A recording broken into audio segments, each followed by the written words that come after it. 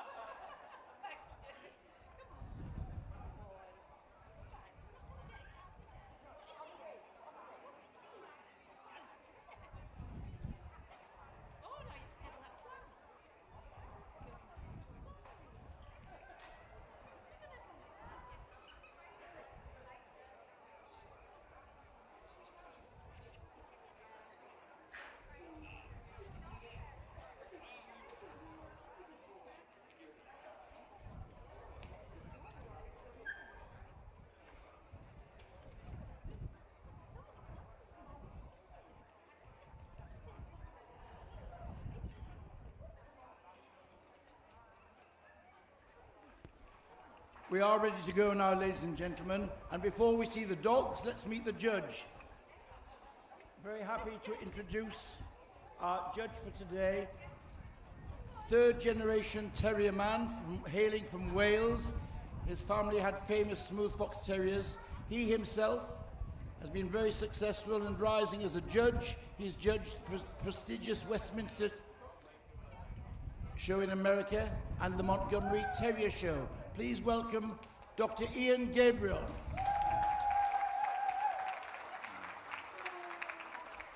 And now, having met the judge, we'll meet the dogs. Led in by the Airedale Terrier, the Australian Terrier, the Bedlington comes next, followed by the Border Terrier.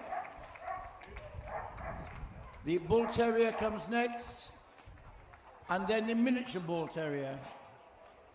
Next we have the Chesky and the Dandy Dinmont. First of the Fox Terriers, the Smooth, followed by the Wire. Next comes the Glenivimar, followed by the Irish. The Jack Russell comes next, followed by the Kerry Blue, followed by the Lakeland and the Manchester Terrier, followed by the Norfolk and the Norwich. Here comes the Parson Russell and the Scottish Terrier. Here comes the Skye, the soft-coated Wheaton, and then the Staffordshire Bull Terrier, the Welsh Terrier, and the West Highland White. And there we have our complement of best of breeds in the Terrier group. We're just moving round to get in their position.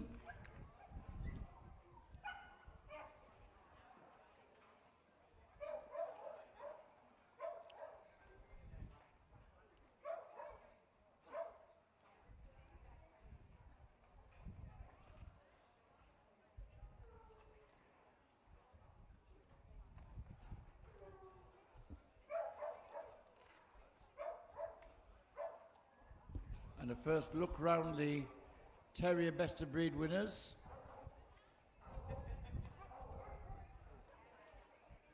taking in the outline and balance. Often the first indications of good breed type is that the dogs are the correct shape for the breed. Correct shape and proportion.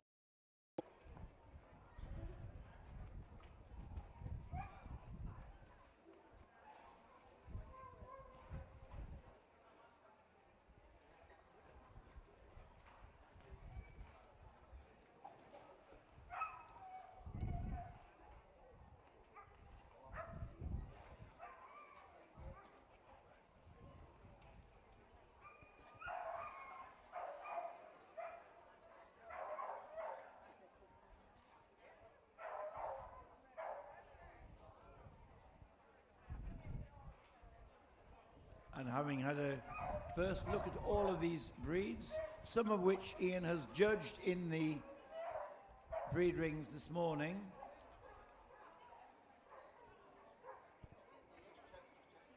So, and this is one of them. Dr. Gabriel judged the Airedale, 7 of them here today for him.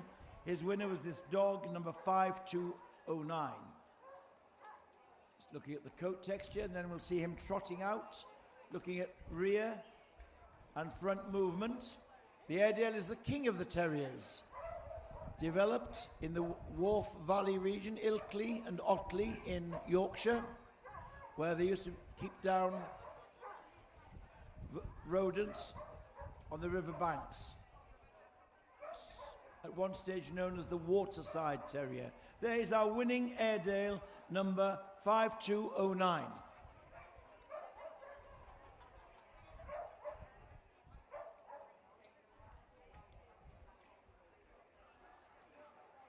And here's another breed which has already been judged by our group judge. 2 Australian Terriers today. The winner was this dog, number 5215.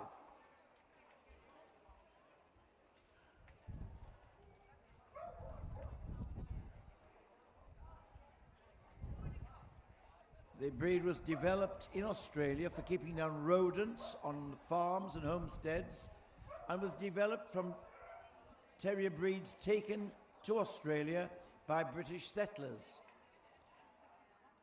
Very keen workers. They come in red and sandy and blue and tan. Game working terriers. Our little Australian Terrier there, number 5215.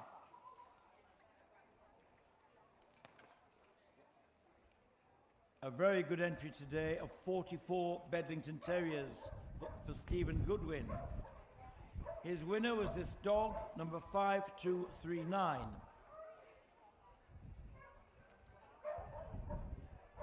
Bedlington was developed in Northumberland, near the town of Bedlington. It's thought that the border, perhaps the Whippet, and some other terriers were involved in the development of the breed. And we see the shape, the curve over the loin, and the linty coat. Our judge just checking the pads to see that there's no cracked pads, which used to be a problem in the breed, which has been largely eradicated. The top line and the action of the Bedlington is quite unique. This light lifting movement, and the top line with an arch over the loin. They're quite narrow in front. They have what's called a horseshoe front, wider at the elbows than at the feet. And this long, lean head, which gives it a punishing jaw for keeping down vermin. Our winning Bedlington there is number 5239.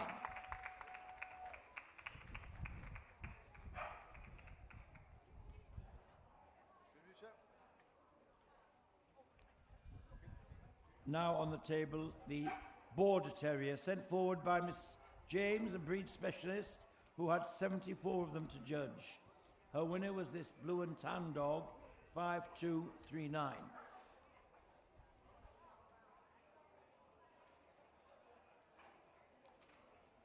The standard of the Border Terrier starts with the words, essentially a working terrier. There's nothing fancy about the border. Everything is fit for function.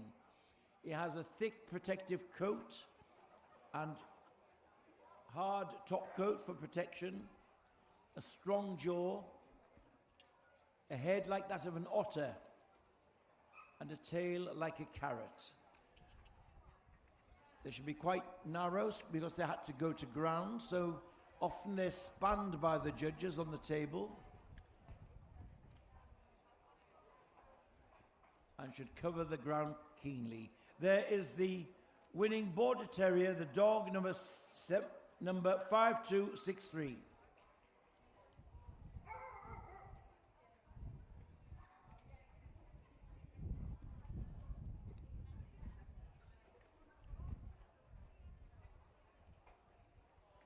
Now the Bull Terrier, today judged by specialist Mr. Kilpatrick, 36 Bull Terriers here. His winner was this bitch, number 5373.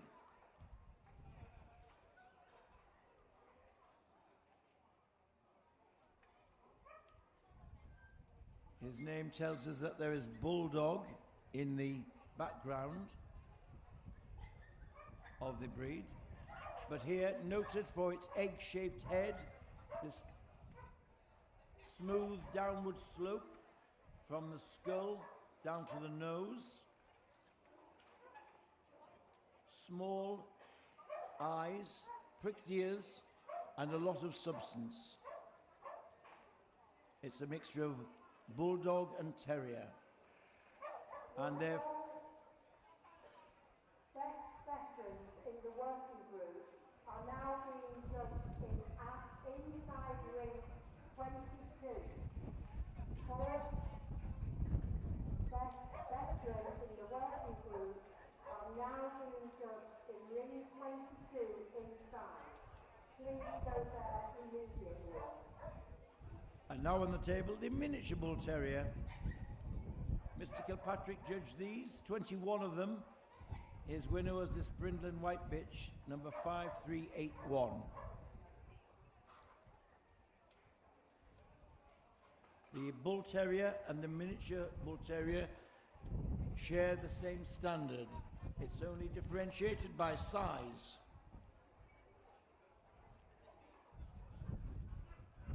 One of the challenges is to get the same features in a scaled down version. Top height for the miniature is 14 inches. Again, we want this clean, egg-shaped head, this downward curve from the skull. And they're full of terrier spirit. There's the miniature bull striding out.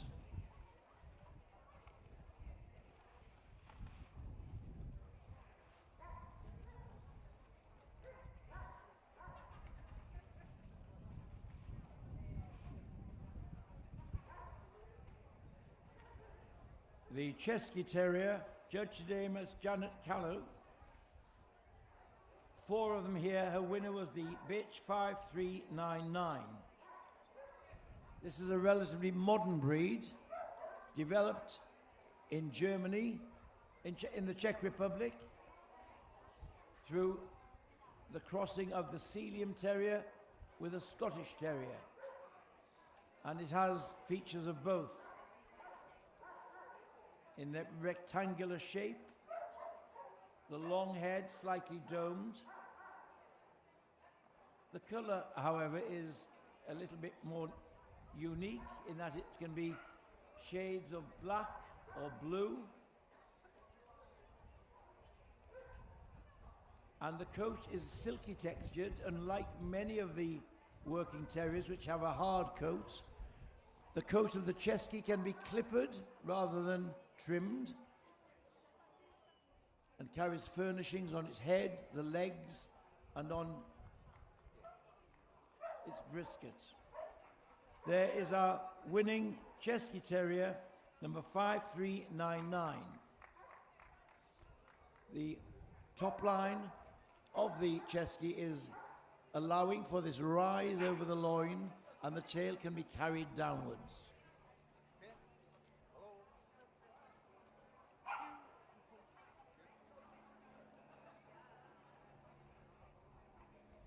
Jenny Miller judged 20 Dandy Dinmonts today, and her best of breed is this bitch, number 5411.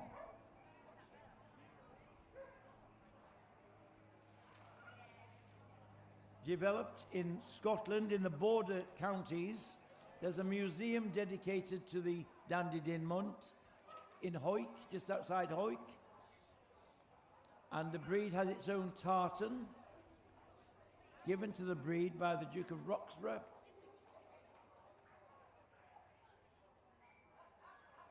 The Dandy Dinmont has a weasel-like body, long, rising over the loin to a lower set tail.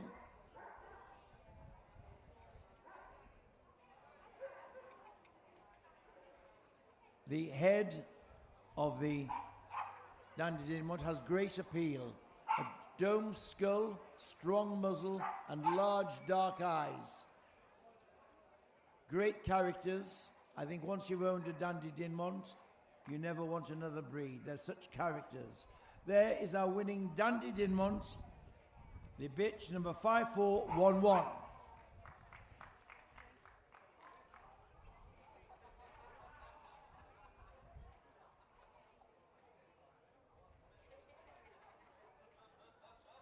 Now on the table, judged by Jill Peake, the Smooth Fox Terriers had 19 present today. She chose this dog, number 5439, as best of breed.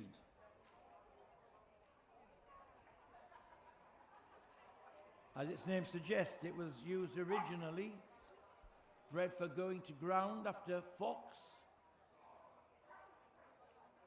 but good with keeping down other vermin.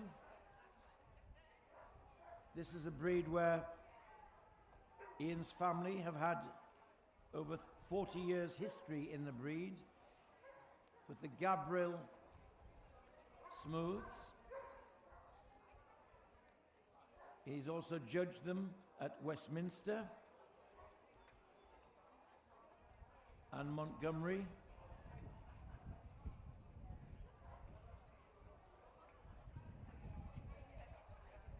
Really smart dogs. This short back, level top line and high set tail make them very smart. Plus a long, clean head and strong jaw, which equips him to use his job. He has to be fit for function.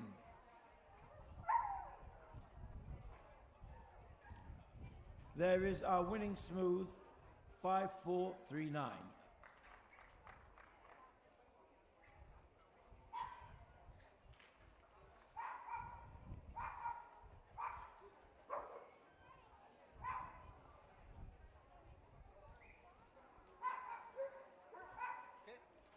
And now to the wire-haired version, the Wire Fox Terrier.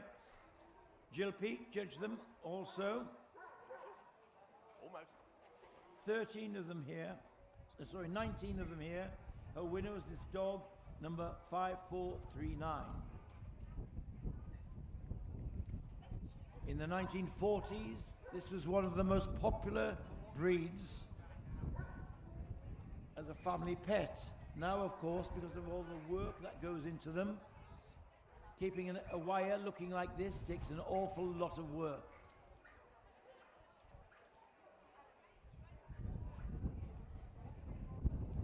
Sharing the same standard, apart from the coat. Here we have the wire with a crisp top coat, some undercoat for protection.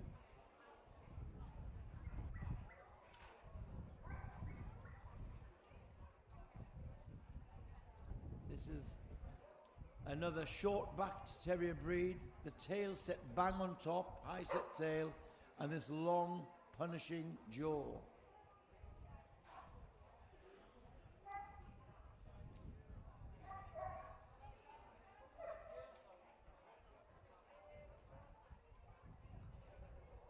It's sad that, like many of the terrier breeds which require a lot of trimming, the breeds have dropped in popularity because they're seen as high maintenance breeds.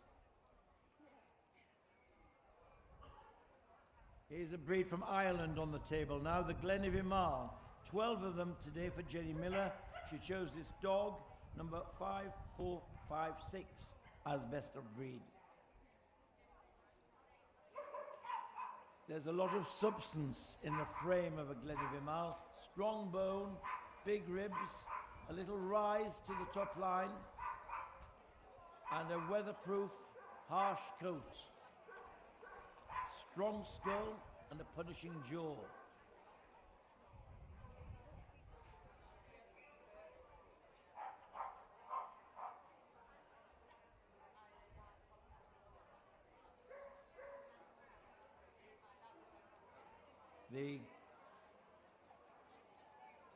The front legs of the Glenivimar are not quite straight. They've got a little curve in them, and their feet turn out a little. And it's said in Ireland that they were bred like that because when they're going down when going to ground after badgers, the bold front helped them to grip the badger harder and drag it out. But there is our Glenivimar.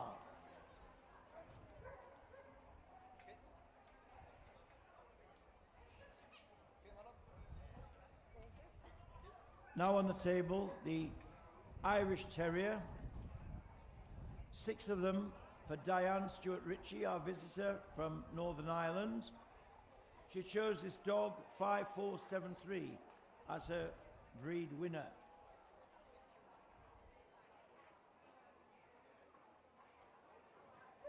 The standard describes him as racy, which means he's a bit more streamlined, a bit more length to the body, clean in the neck. Our judge just checking the pads, like the Boston Terrier. They had some problems with cracked pads years ago. Breeders have worked hard to eradicate that.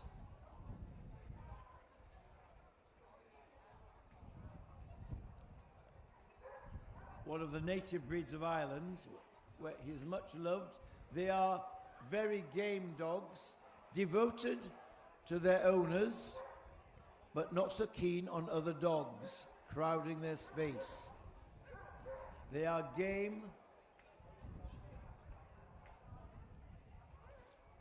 Again, this colour, the rich red, is the only colour that we see in the breed.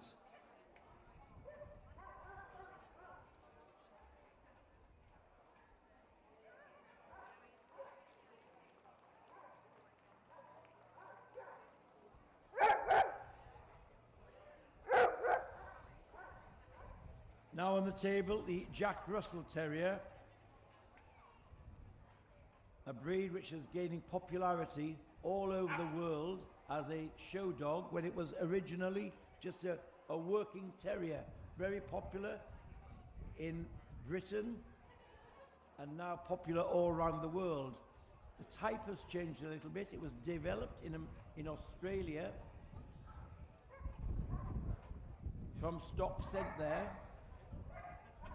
But it was originally from the West Country, Captain the Parson, Jack Russell, a hunting clergyman who developed this breed, and one we'll see later.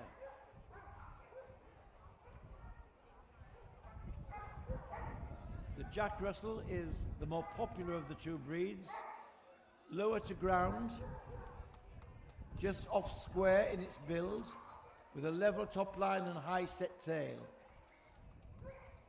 However, it should be sturdy and have a strong head and muzzle. Judged today by Patsy Hollings. There were a good entry of 32 for her.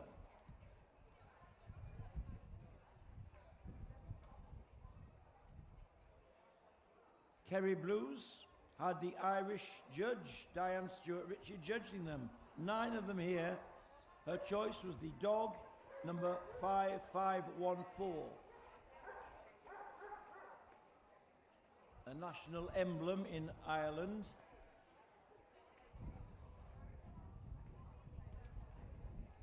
Its name tells you two things. It comes from County Kerry, where it was developed, and in its mature state, it's blue, shades of blue. They're born black and change gradually until around 18 months of age, they're turning to be the shade of blue. They are full of terrier character and gameness. A long, clean head, keen dark eye, short back and really stride out. It's like having lightning on a lead. They're so full of spirit, as we see here, full of confidence and striding out.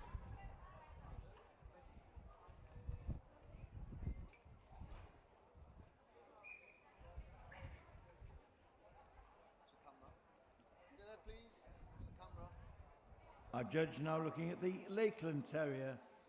Jill Peake judged them today from an entry of 6.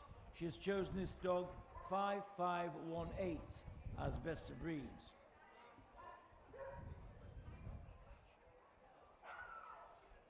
We're not so far from where the breed was developed, the Lake District, where each valley had its own type of Lakeland, working terriers. Then the fanciers in the Lake District got together and stabilized them so there was just one standard. But it was a standard that fitted dogs for the work it had to do, keeping down vermin, working in rough terrain.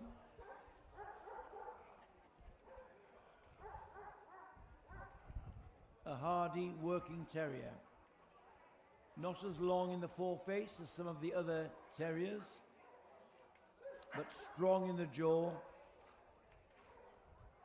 And again, that level top line and the high set tail. Our winning Lakeland there is number 5518. Hello. Thank you. Yes, sir. Thank you. Now on the table, the Manchester Terrier. Mrs. Callan judged 8 of them today and chose this bitch, number 5528, as best of breed.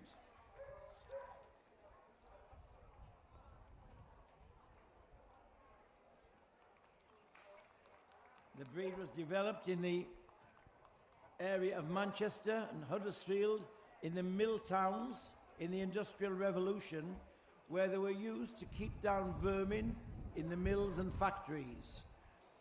And if you want a terrier but don't want all the work attached to the trim terriers, here's one for you. All you need is a dog in good condition and a hound glove to give it a quick polish. What's key about the Manchester is this curving top line, a rise over the loin, and this black and tan colouring, the only colour you see in the breed.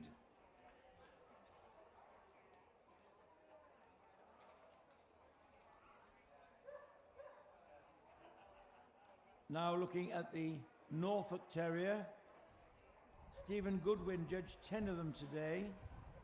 His choice was this dog, number 5532.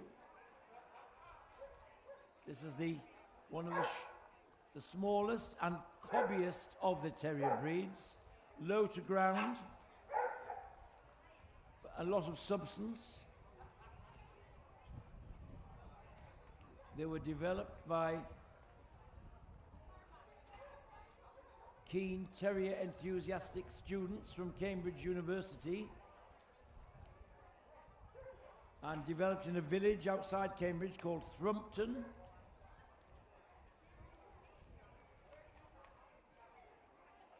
And their popularity spread.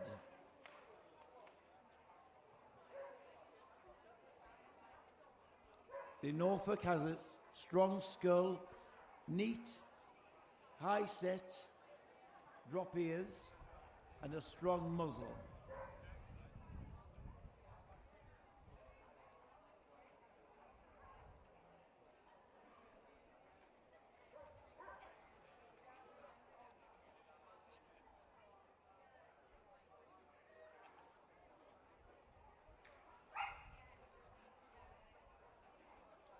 Now on the table is a close cousin, the Norwich Terrier. Until the early 60s, the two breeds were shown together. But then finally, the Kennel Club agreed to separate them, and there's no interbreeding between them. But they were known as the same breed, the drop-eared and the prick-eared. And here we are, now the Norfolk and Norwich.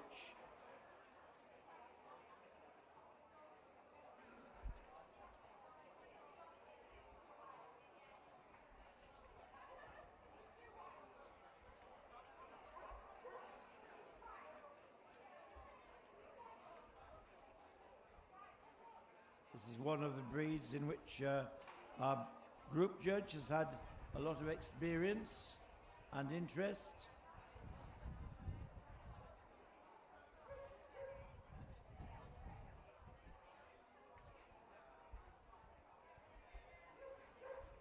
Again, great characters.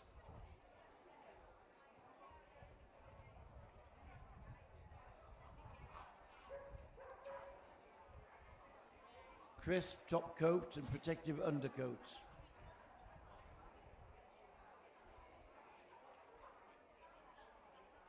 Now another working terrier on the table, the Parson Russell.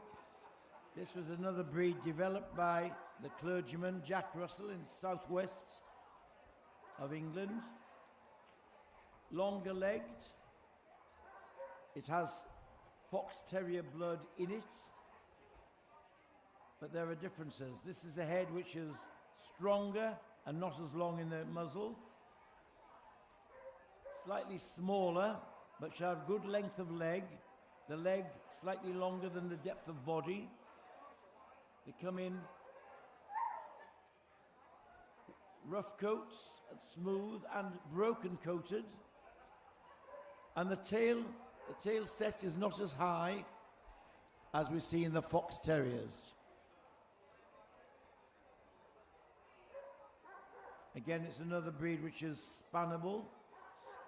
Huntsmen used to often carry them on horseback and then put them down to earth when the foxes went to ground.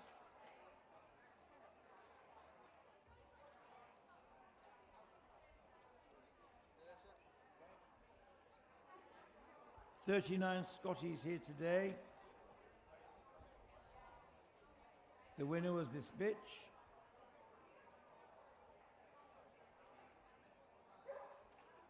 Number 5594. One of the native Scottish breeds, a lot of substance in a compact frame. They should be big-ribbed, broad quarters, and this long, clean head. A hard top coat.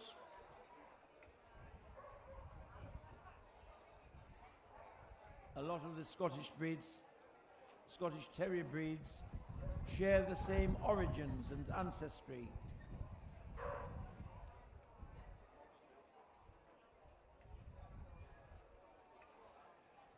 This long head, neat pricked ears, and the long neck, a fairly long neck, strength with a degree of elegance as well.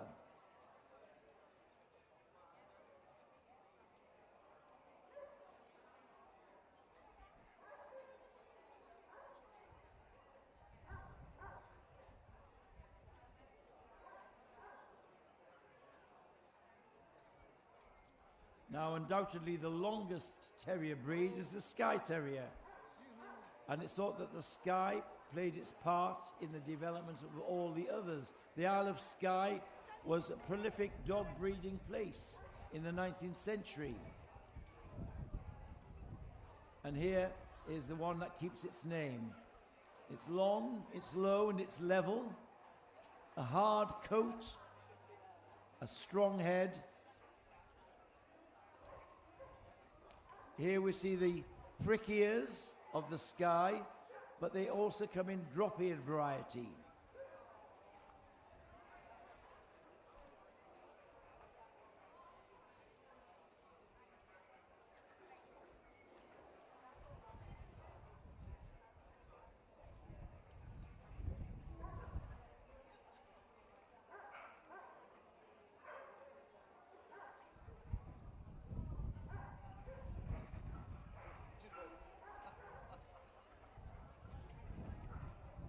Now the soft-coated Wheaten Terrier, specialist Mrs. L.T. Jones, judged 32 of them, and her winner was this bitch, number 5658.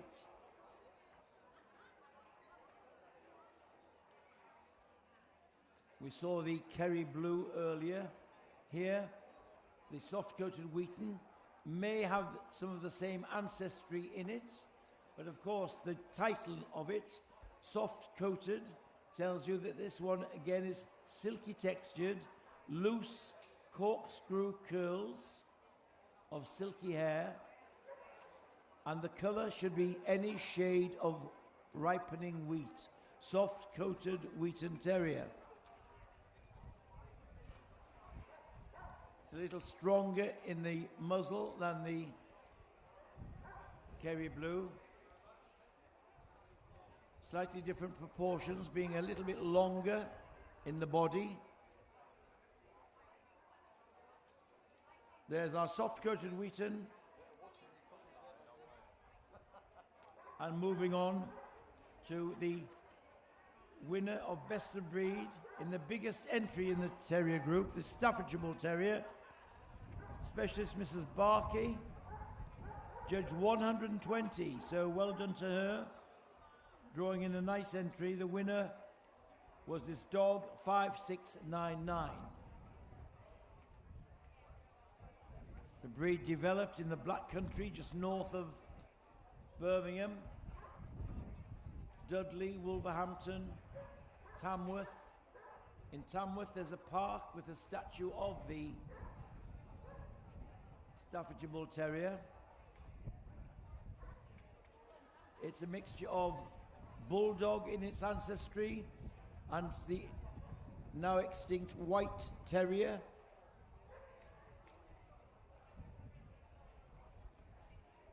Strong skull and muzzle, tail like an old-fashioned pump handle. This one is a pied, which means it's white with the brindle patches. And interested in the smells in the big ring, there's been a lot of dogs in this ring over the last 3 days. Our winning Staffy there is number 5699.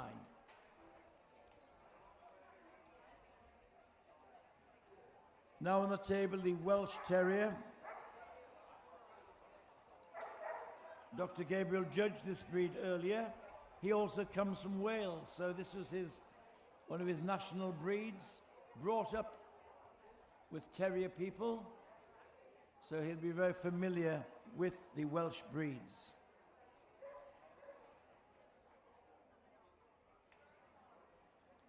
Up until the 50s, the Welsh was very popular in the mining valleys and the valleys of Wales, not only for keeping down vermin, but also as very good guard dogs and love for their temperament. Very good with the family. There is our winning Welsh Terrier.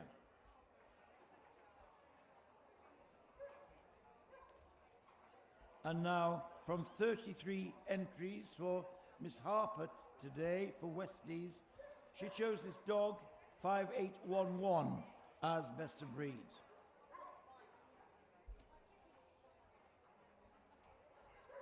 Thought that the West Highland White was developed from the Cairn Terrier. The white coloration, which cropped up sometimes in cairns, was deemed non-desirable, and owners often culled them or passed them on. One breeder in particular started to develop the white colour as an individual terrier breed, and this is the result. Hugely popular as a family pet and very smart. The short-backed, clean neck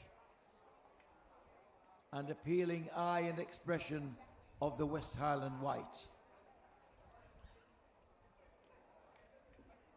With all Best of Breed winners in the working group, please go to the collection room now.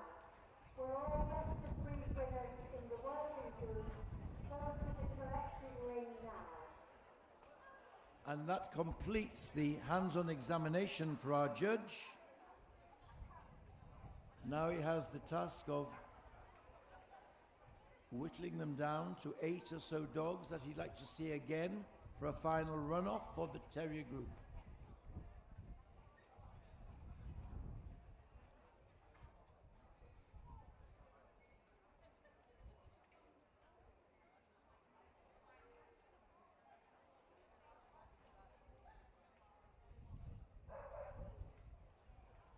So, of course, he's had his hands on the dogs. He's reminding himself what he found on examination, going under the coat, feeling the angulation, the bone, the rib cage, looking closely at their heads and expressions.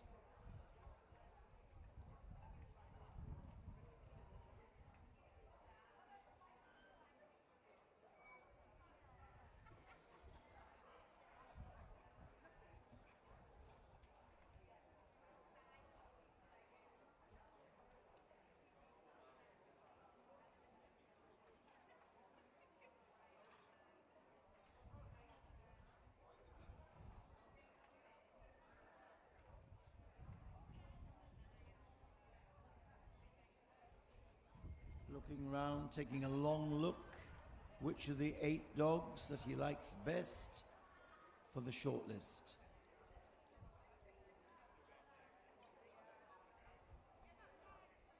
The Bedlington Terrier is called forward. A long walk. And next out is the Smooth Fox Terrier, the Wire Fox Terrier, the Kerry Blue, the Norwich Terrier, and the soft-coated Wheaton, and the Welsh Terrier. So there we are, our shortlist for the Terrier group. 6 of them here. And the Westie's been called forward, and the Welsh, sorry, yes. Would all best puppies in the Terrier group please go now to ring 28? All best juniors in the puppy group, please go to ring 28. Now I think we're going to see them move again. Time to show your support, ladies and gentlemen. There's the Bedlington. This light lifting, what's described in the sand as mincing gait. This linty coat and the rise over the loin. Our winning Bedlington Terrier. Give them a hand. They're going round to the top of the arena now.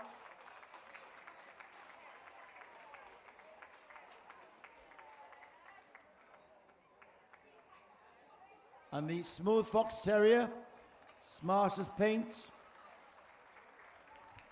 winning number 5439.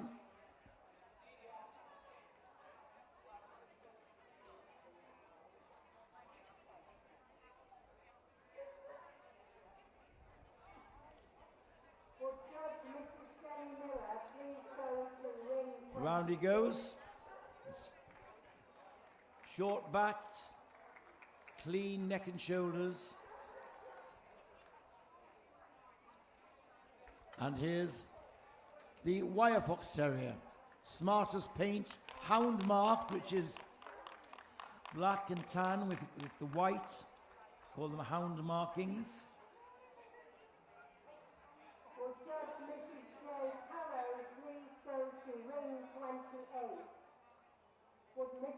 On the tiptoes of expectation, ready to go. There is the winning wire.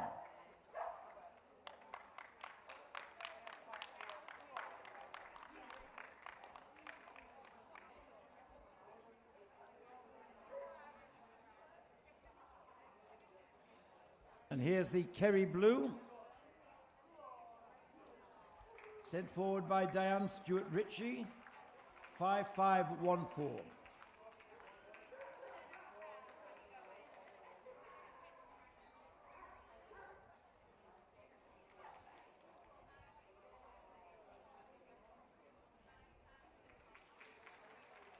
There he goes.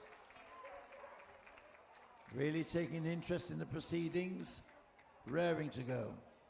And here is the Norwich Terrier. Would all veterans in the Terrier group please go to ring 23 now? It is a final call for all veterans Norwich Terrier, in the working number 5553.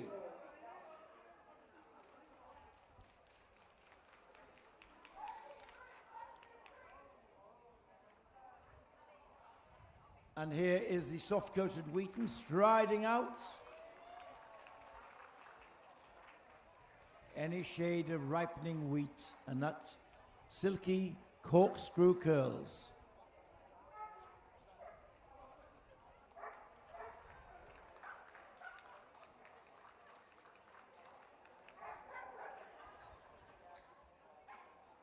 And representing Wales here, the Welsh Terrier, rich, black and tan, strongly made, sometimes described as a more heavier built than a Fox Terrier, one of the differences in the breeds.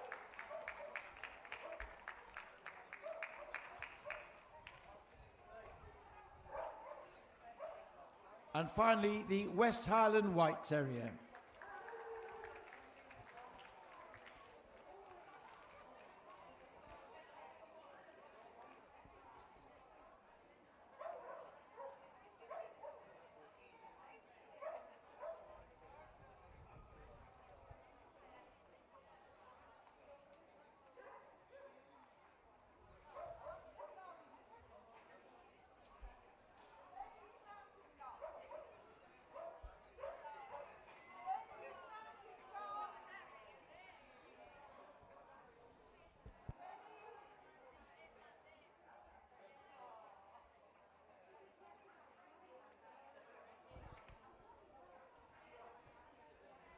Last look.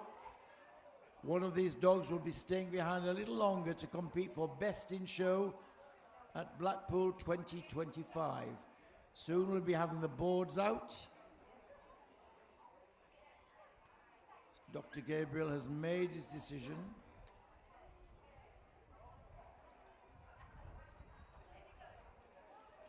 Somebody is going to be sent to the tower, the Blackpool Tower, marking the winner of the Terrier group. Where's the handshake going? Purposeful walk. The Welsh Terrier wins the group. In reserve spot is the Norwich Terrier. Third spot, the Wire Fox Terrier. And in fourth place, the soft-coated Wheaton Terrier. So there we are. It's the Welshman will be staying longer to compete for Best in Show. So rosettes going out for the winners.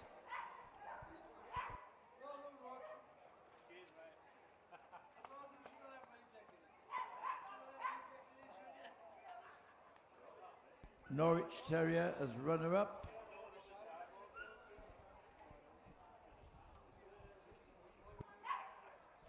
Wire Fox Terrier, smart as paint,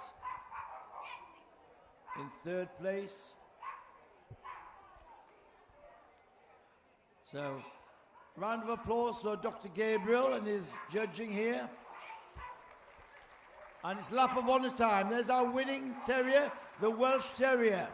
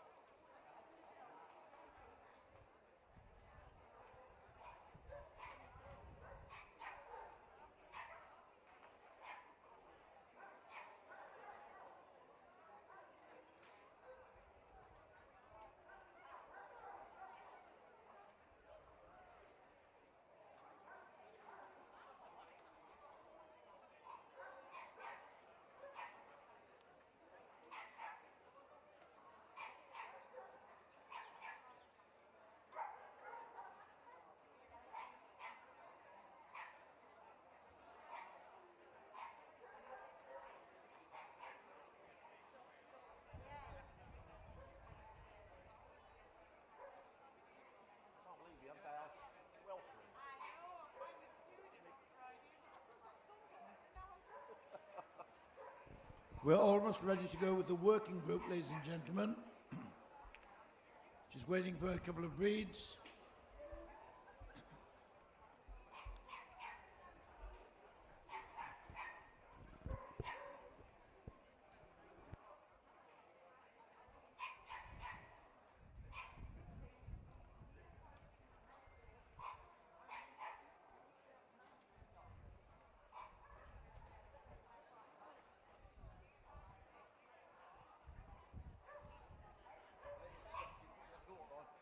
Two days ago, I was brilliant.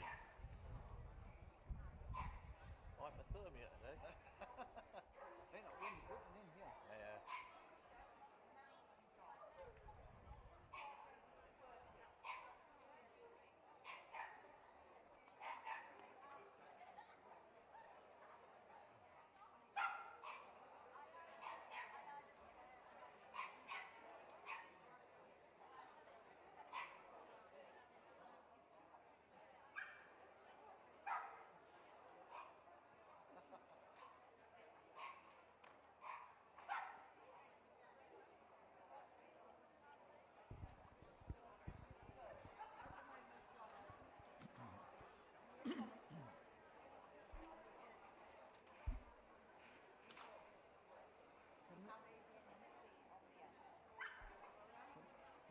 Here it's coming now.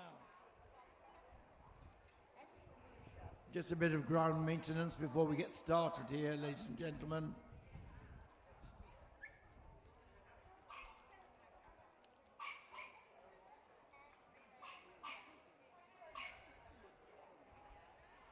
So we'll soon be ready to go. With the Neapolitan Mastiff and the import register working best of breed, please go to the collection room now. With the Neapolitan Mastiff and the import register working best of breed, please go to the collection room now. Now we are ready to start, ladies and gentlemen. Can I introduce our judge for the working and pastoral groups this afternoon? You saw him earlier in the week judging the utility group. Here is well known in the dog world, Mr. Derek Smith. Derek, coming from Cheshire, started in 1964 with rough collies.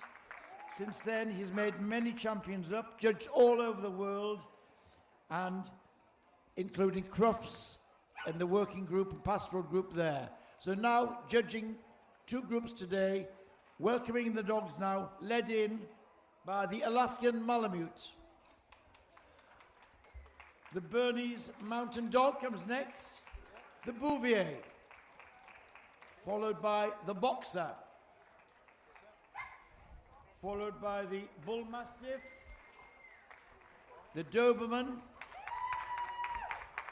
We have the Pinscher, German Pinscher coming in now, Giant Schnauzer, Great Dane, the Hoverwart coming next, and the Leonberger. The Mastiff follows on, and the Newfoundland, followed by the Portuguese Water Dog,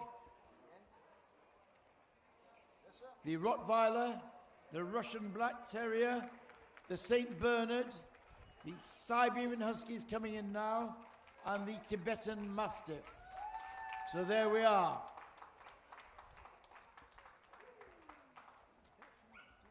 And the Canadian Eskimo Dog now joining us from the Any Variety Not Separately Classified group.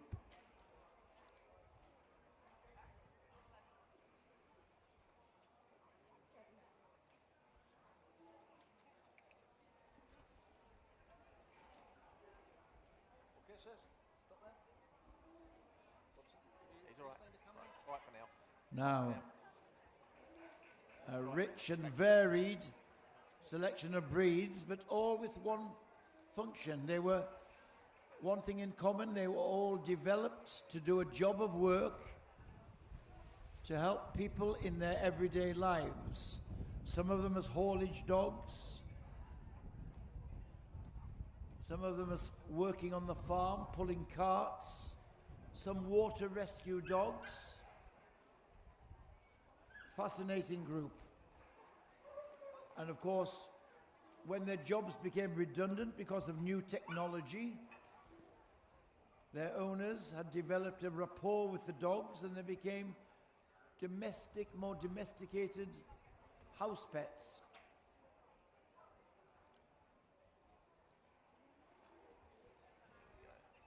And now to the first of those breeds, the Alaskan Malamute. Maggie Bryant judged 39 of them today. Her winner was this bitch, number 4547. This is the heaviest of the sled dogs, developed to pull heavy loads over long distances.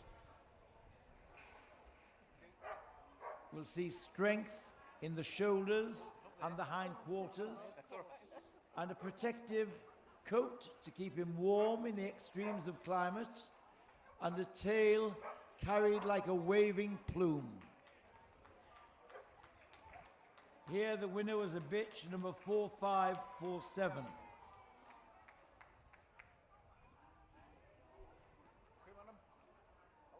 you.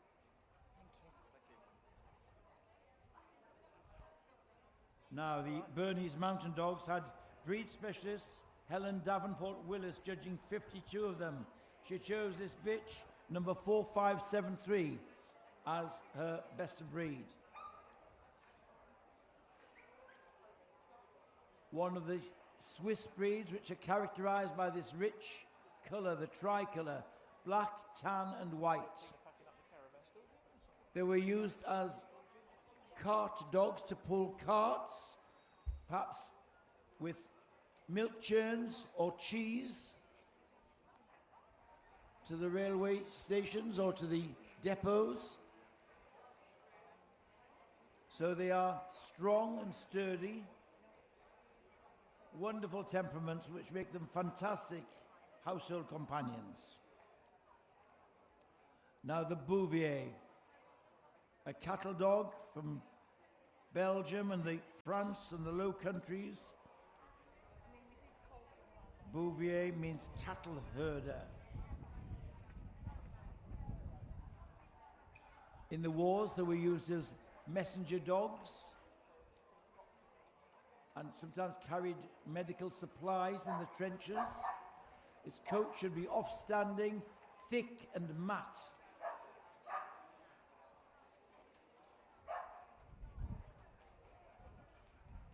They've shown their versatility in agility and tracking, and, as I mentioned, used by the armed forces in the war.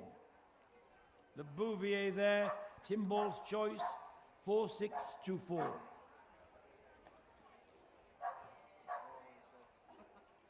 "61 boxers here today.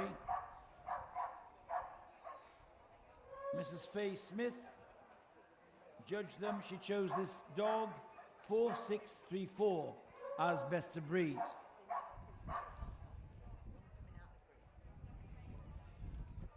I know that the boxer is one of our group judges' favourite breeds, been long associations with them.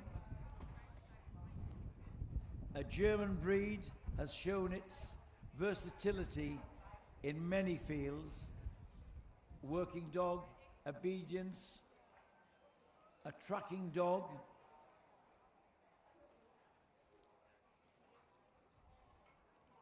as boxer in the background with his padded muzzle, but the degree of elegance in the neck, the short back, and the hard top line. Now forward, the Bull Mastiff. Mrs. Dunhill judged an entry of 50 of them today. An excellent entry. Her choice was this brindle dog, 4727. The Mastiff was developed as the gamekeeper's dogs, used to ward off poachers on the big estates. And the brindle, which is not so commonly seen these days, was the original colour that was favoured because it was a camouflage colour. They could hide in undergrowth and in the woods and come up unannounced onto the poachers. Of course, we see them regularly in the fawn, but this one, a brindle. Now, the Dobermans today were judged by Keith Young. 49 of them. His winner was the bitch, number 4780. Takes its name from the man who developed the breed, Herr Louis Doberman. He was a tax collector, and he wanted a dog that he could take on his rounds, collecting money to keep him safe. This is the dog first came to England after the World Wars, came to the British Isles, brought back by some soldiers, and became very popular, highly intelligent. They have a degree of elegance in them, in this long wedge-shaped head, this clean silhouette, and free stride.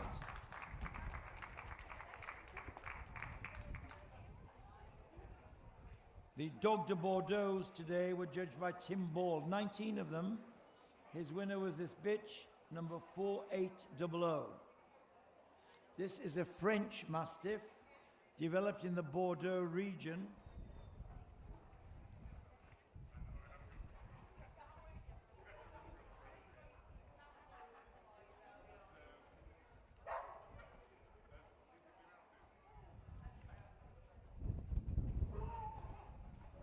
They were favoured by the aristocracy, guarding their castles and chateaux.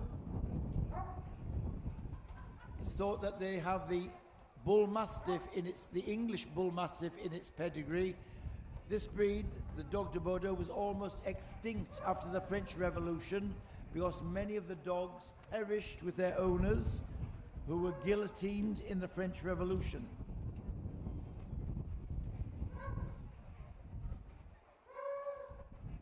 Here we have the German Pinscher.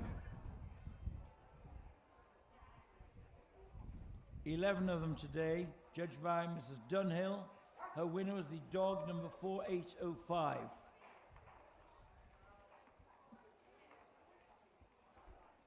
A German breed used for keeping down vermin on farms and stables, but sometimes used as a carting dog. The word Pinscher means to seize or grip. And that's exactly what it did. It dealt with the vermin that way. We've seen the Doberman earlier. Here the Pinscher, and we saw in the toy group the miniature Pinscher. They all share the same shape. Wedge-shaped head, short body, high-set tail.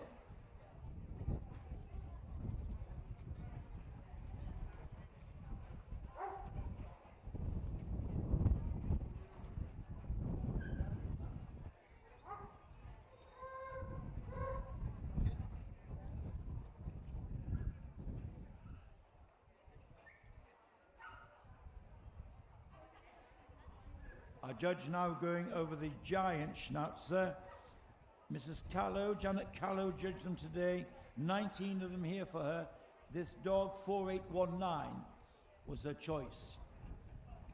Giant Schnauzers have been used by the armed forces, by the police.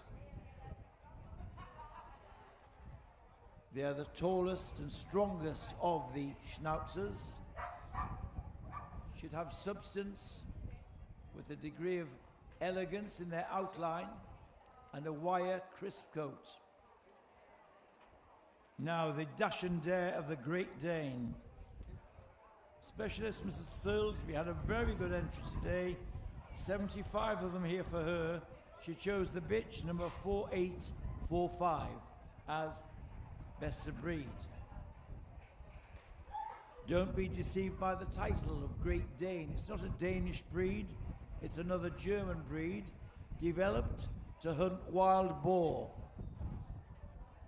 And some people still feel it should be in the hound group because of its nature of work. The Great Dane should have dash and dare, ready to go anywhere. Quite squarely built, this long, clean, brick-shaped head. A lot of substance, but also elegance. Now the Hoverwart, a lovely all-round, all-purpose dog from the German farms. 8 of them here today. The winner was this bitch, number 4916. Such kind temperaments in the Hoverwart. They were used as guard dogs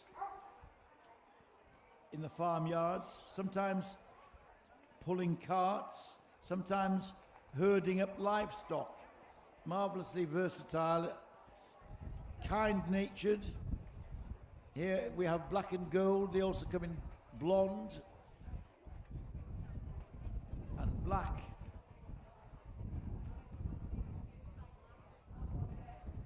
And on to the Leonberger. 44 of them here today for Maggie Bryant.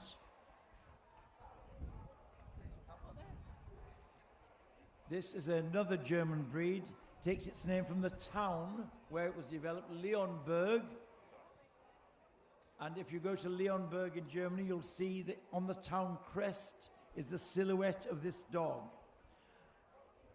The mayor of Leonberg wanted to develop a special breed using the St. Bernard type dogs from the Swiss hospice of St. Bernard and crossed it with the Newfoundland. This is the result.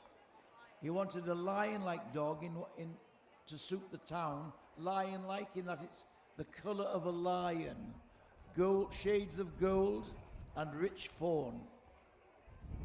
Hence the Leonberger.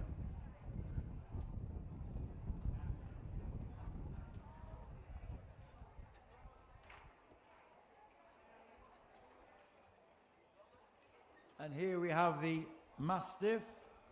13 of them here today for Steve Jones. And another Brindle winning here. Number 4974, a male.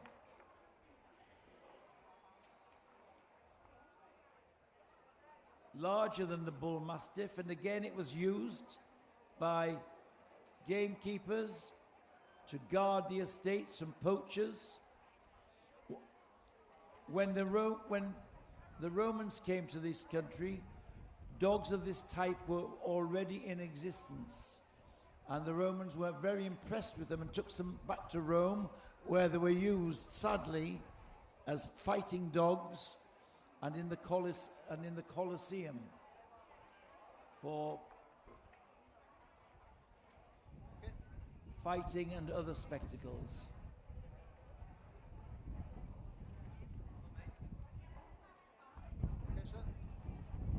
Now we have the Newfoundlands to judge by Ian Sexton. 63 of them here today. The winner is this dog, number 4987.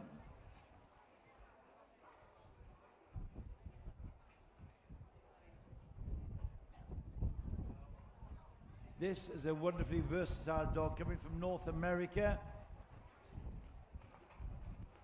working as a water rescue, helping fishermen bring in the nets, pull in the boats, then developed also as a water rescue dog. Their large rib cage allowed them to swim for long periods, and they used to rescue people who were drowning or trapped in water. Later on, when technology came, they were taken into helicopters and launched from there into the sea.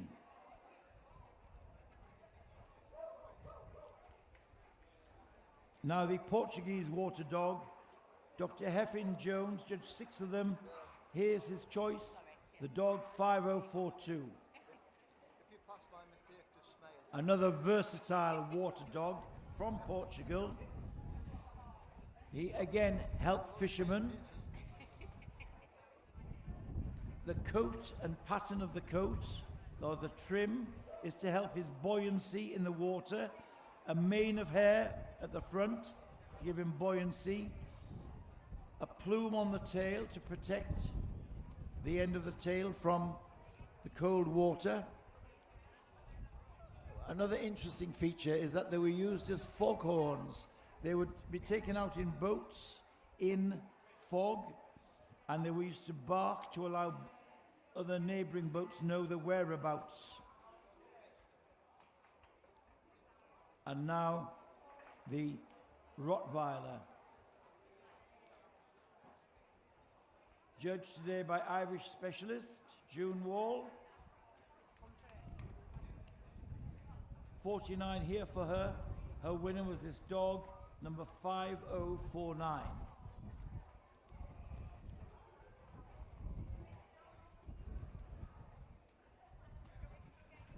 A German breed going back to Roman times. Thought that the Roman Empire army took dogs of this type through Europe in their campaigns. They used to take herds of cattle with them to feed their soldiers. And at one marketing place in Germany, at the town of Rottweil, they left some dogs where they were developed into the breed we have now.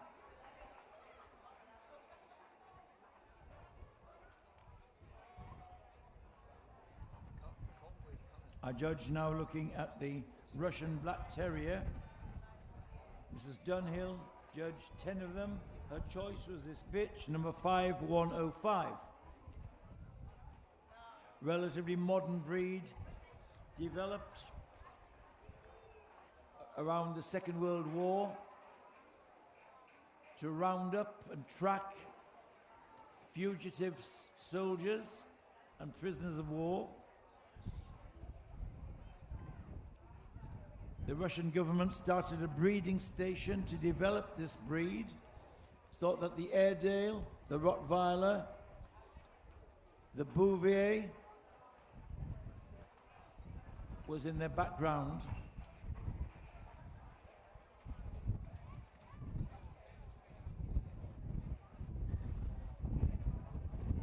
The St. Bernard, sent forward by Patsy Hollings, 20 of them here for her.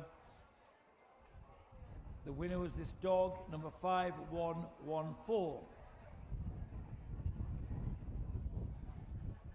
It was dogs of this type that were developed by the monks of the St. Bern Hospice in the Alps to rescue travelers who'd been lost in snowdrifts. They could track them and find them,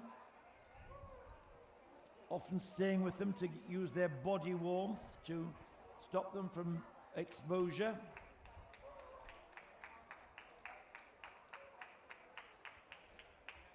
Breeders have worked very hard to get more soundness along with substance and height in the breed.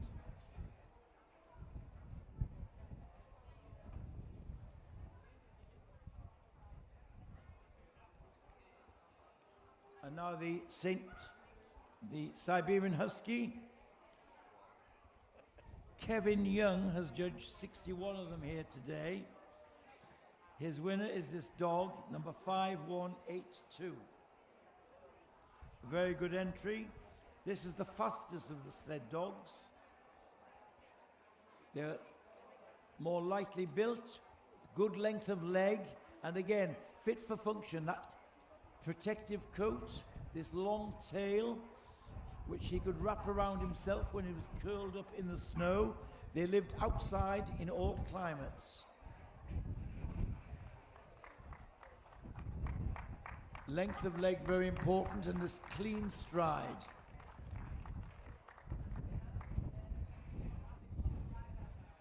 When they started harness racing, it was the Siberian Husky which was used.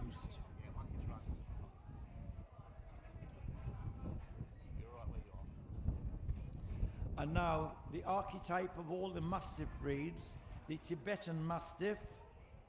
10 of them here today for Alan Matthews. The winner is this dog 5195. In ancient Tibet, you would often see the Tibetan Mastiff tethered at the gates of the farms or homesteads, a very forbidding vision, often wearing strong collars, decorative collars, strong head, sturdy body, this tail carried over the back. And there's a nobility in the head with this long shawl of hair over the neck and shoulders.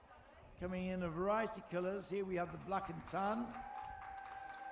And for a big dog, remarkably light on their feet.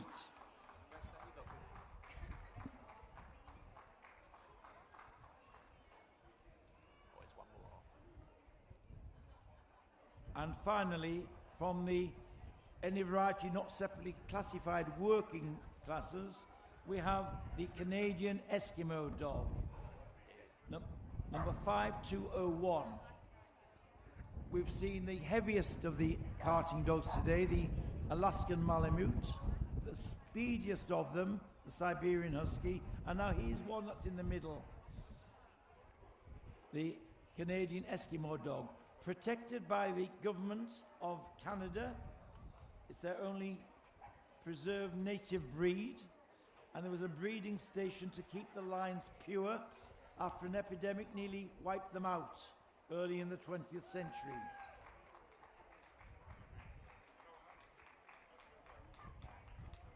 Again, fit for purpose in its coat, the furred inside of the ears, and the tail to give it warmth when curled up asleep.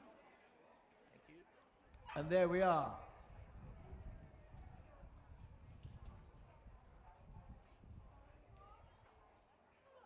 Our judge has worked his way through this large group.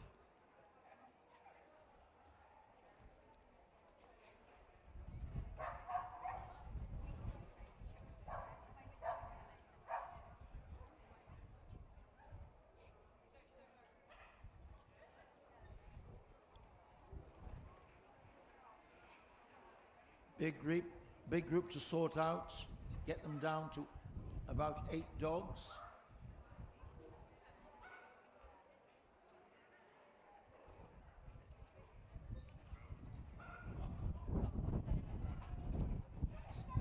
Breed type and soundness, the key things in rewarding dogs.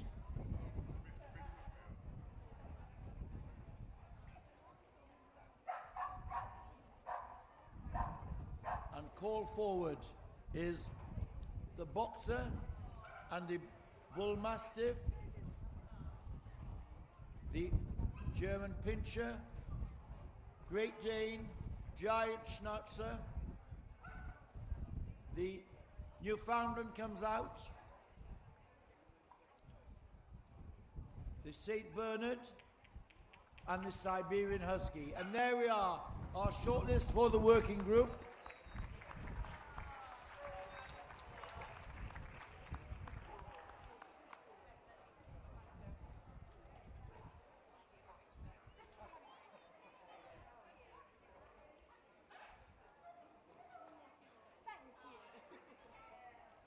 And I think we're going to have them out and back, then round to the top of the ring. Ladies and gentlemen, show your support. This young Boxer dog has had a long day and still raring to go here.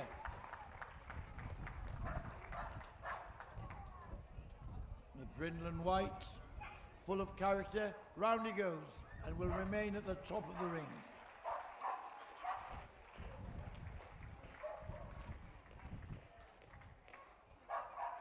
And here is the Bull Mastiff, the brindle. It's said that the Bull Mastiff had to be strong but athletic enough to jump a 5-barred gate. And this one is really striding out well here.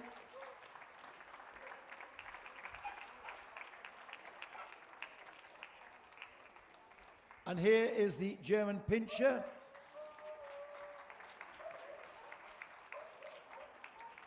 Absolutely functional, nothing exaggerated. And round he goes.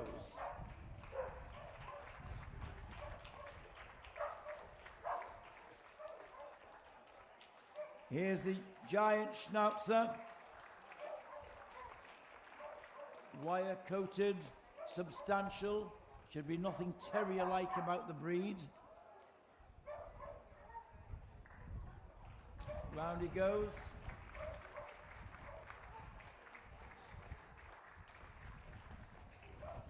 And here is the Great Dane. Elegance with substance and full of dash and dare.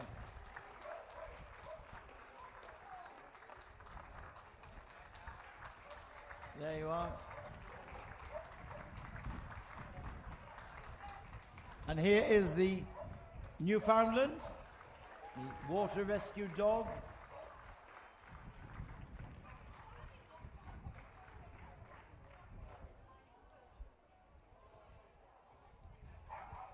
Weatherproof coat, big ribs, giving it that rolling action on the move. And all those three winners in the Pastoral group, please go to the collection win now. And here is the St. Bernard. If you were stuck in a snowdrift, you'd be very happy to see this one coming to rescue you.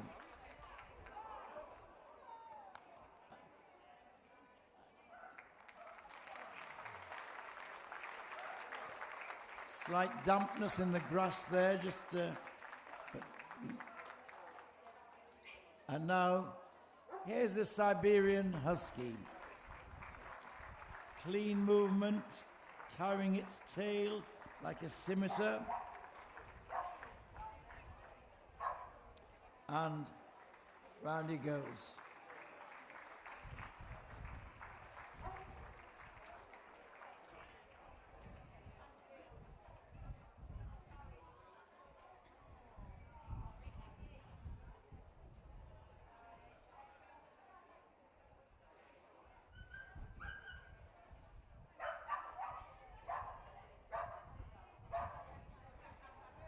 A very nice, varied lineup of the working breeds, one of whom will stay behind to compete for Best in Show.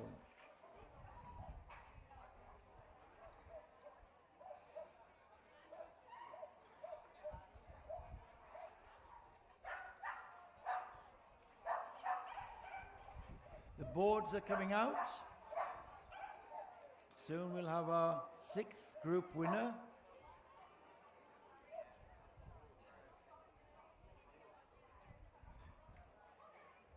Where's the handshake going? The Newfoundland. The Newfoundlands has won the working group.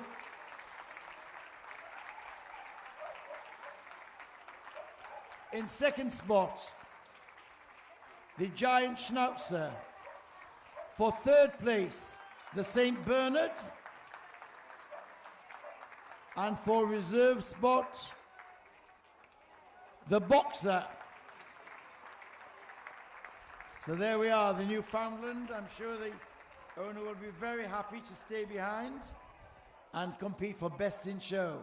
So congratulations to you all, and to the others leaving the ring who made the shortlist.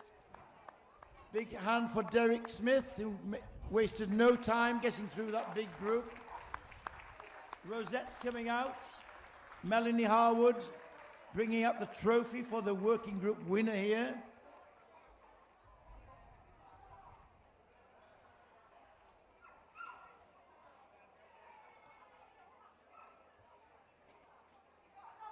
Photographs will be taken in the secretary's office after the group.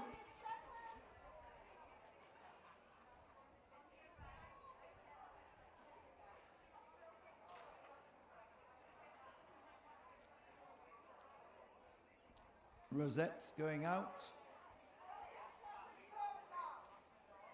And I think we'll have a lap of honour from our winners. I'm sure the Newfoundland will be happy to go. Round he goes, our working group winner, the Newfoundland.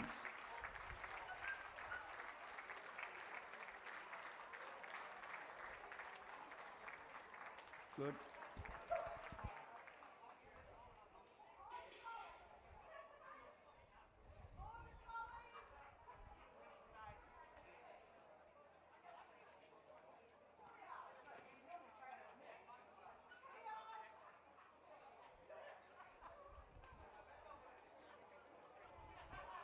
Would all best puppies in the pastoral group please go to ring 28 now?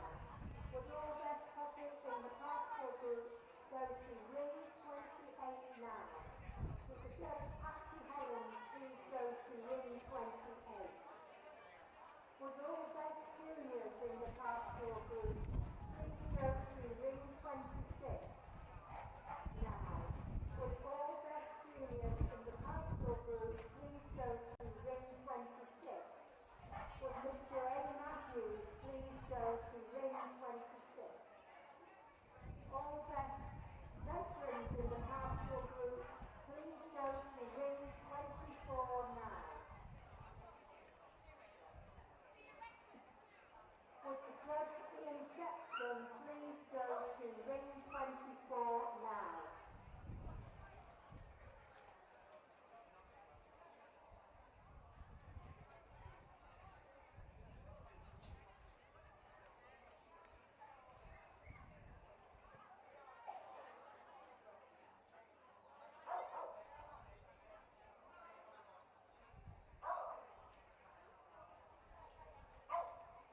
I feel like saying hot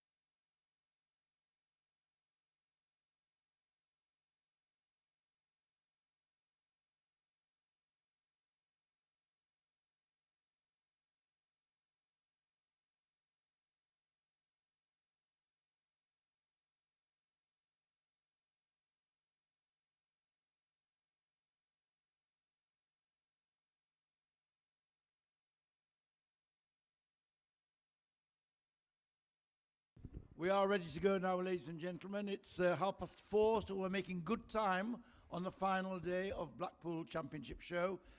Please welcome back into the ring our Judge Derek Smith, who's just completed the working group, and now he's taking on his favourite group, the Pastoral group, a group in which he made many collie champions. So when we have the Australian Shepherd waiting in the wings. And here they come. Please welcome in our best of breed winners. The Australian Shepherd, the Bearded Collie, the Groenendaal, the Tervuren, the Border Collie, the Catalan Sheepdog, the Rough Collie, the Estrella Mountain Dog, the Finnish Lapphund, the German Shepherd, the Hungarian Poolie, the Lancashire Heeler. Here's the Norwegian Buhund coming next. Next we have the Old English Sheepdog. Then the Polish Lowland Sheepdog, the Pyrenean Mountain Dog. Then we have the Samoyed, the Shetland Sheepdog, Pembroke Corgi, the Australian Cattle Dog, the Swiss White Shepherd, and there we are. So, a few absentees from this group because of clashes with the puppies and veterans.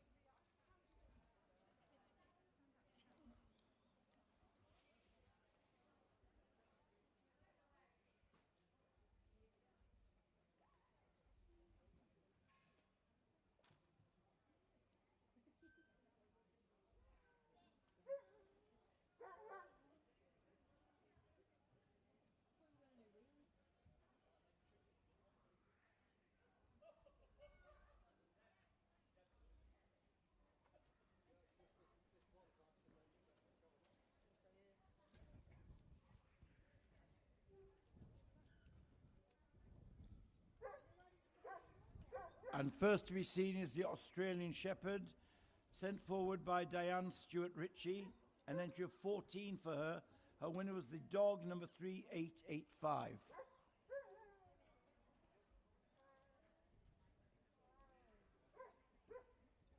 Although it bears the name Australian Shepherd, it's a breed which was developed in America.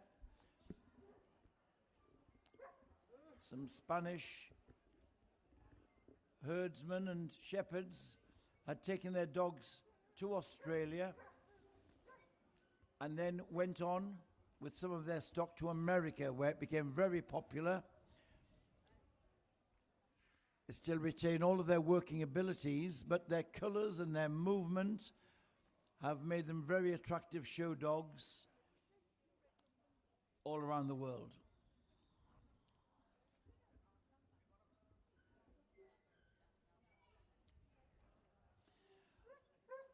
The bearded collies today were judged by Darren Clark.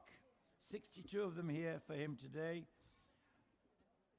The dog number 3913 is best of breed.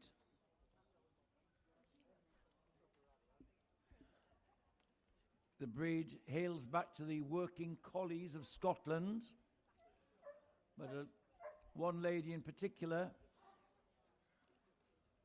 founded the breed with a dog she'd bought, and the Bothkennar kennel is at the heart and foundation of this breed.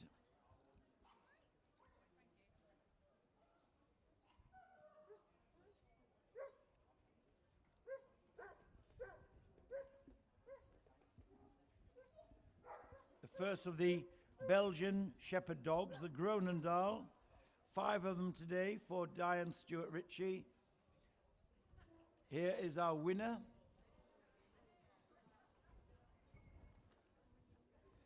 The dog number 3958.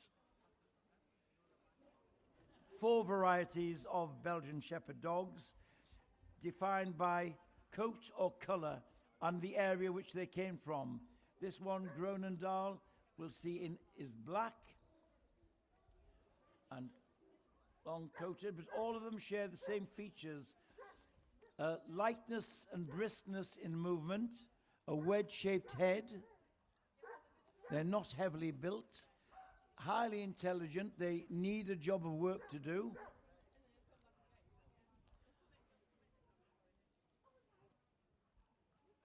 And now forward, the Tervuren. 3 of them here today. Our winner was this male 3961.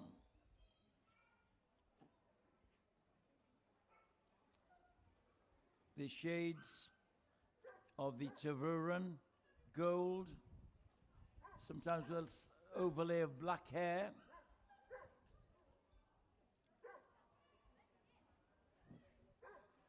Quite squarely built. A sloping croup to give them a nice rounding off of the hindquarters.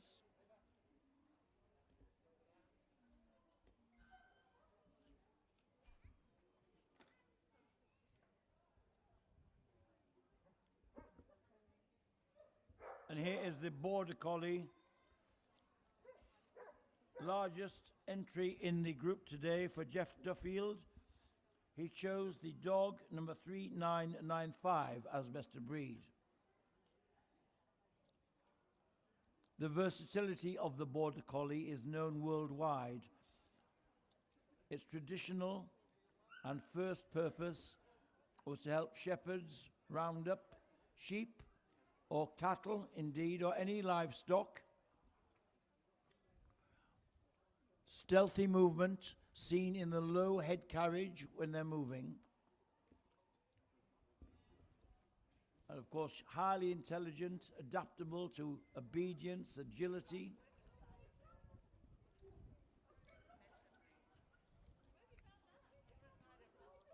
The Catalan sheepdog.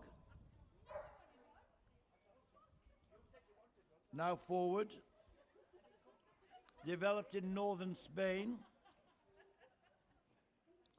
Jeff Duffield judged these also. His winner was the bitch, number 4076.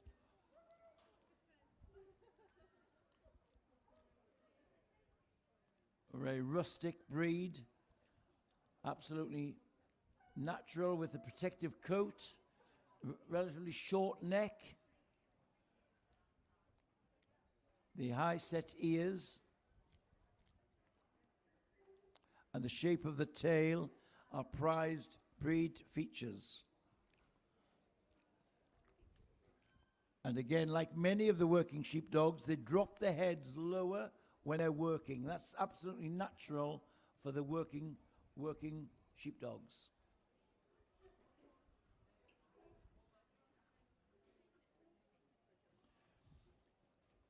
The rough collies today were judged by Anne Hassock. She had 63 of them here. Her winner was this dog, number 4109. Our judge has had many champions in a variety of colours, so he'll be looking at this with a specialist eye, feeling the coat texture, feeling under the coat, feeling the length of the tail, which is important, and this long wedge-shaped head.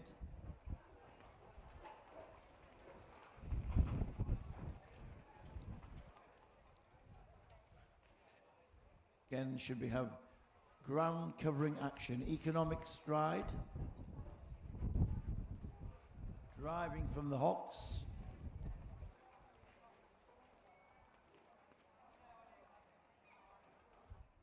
and now the Estrella.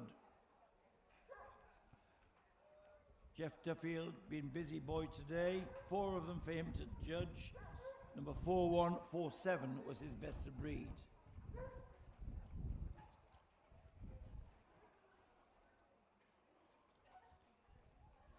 The Estrella comes from Portugal, where he was used as a flock guard and a flock herd herder.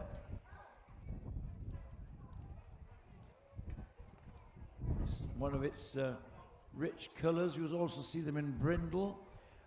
One of the features of the breed are the little turned back ears, which we see here, and there's a slight hook to the tail. Can live outside all year round in all climates. And the Finnish Lapphunds, 9 of them here for Diane Stewart Ritchie. The winner, a dog, 4154. All kinds of herders here. This one, the Lapphund, used to be used for herding reindeer. So, has Spitz characteristics in this wedge-shaped head, the tail carried over the back, and they are hugely popular in Finland as household companions. Again, that briskness of stride, which is a feature of all the Spitz type breeds.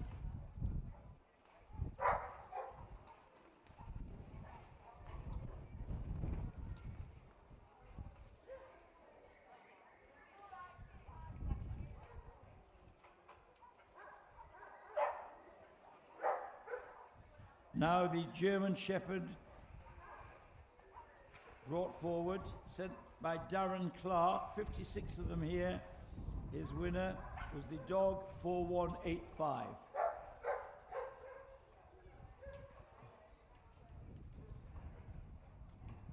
The German Shepherd dog as a breed has undergone changes in the last half century.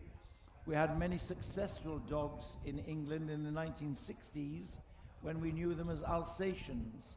Now we're giving them their country of origin, the German Shepherd dog, and the shape has changed. Shape and proportions have changed.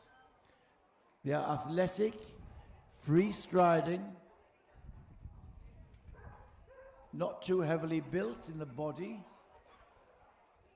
rich pigmentation, much desired. Should be steadfast temperament.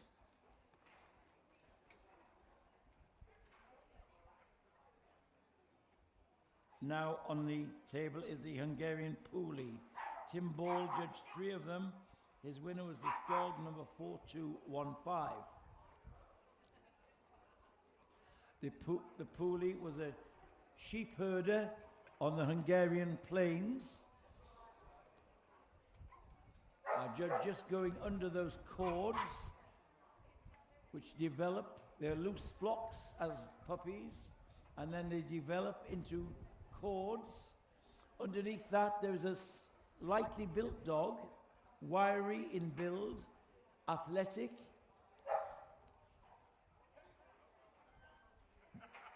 They have to be quite light in that. One of their ways of working is that they could jump onto the backs of sheep, a closely packed herd, and walk across the backs of the sheep to get to the other side. The head is relatively small.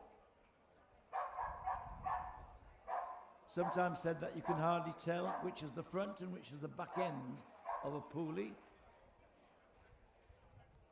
But here we are close to home now in Lancashire with the Lancashire Heeler. Wonderful little breed. Come in black and tan and liver and tan. And they were developed by a cross with a Corgi and a Manchester Terrier.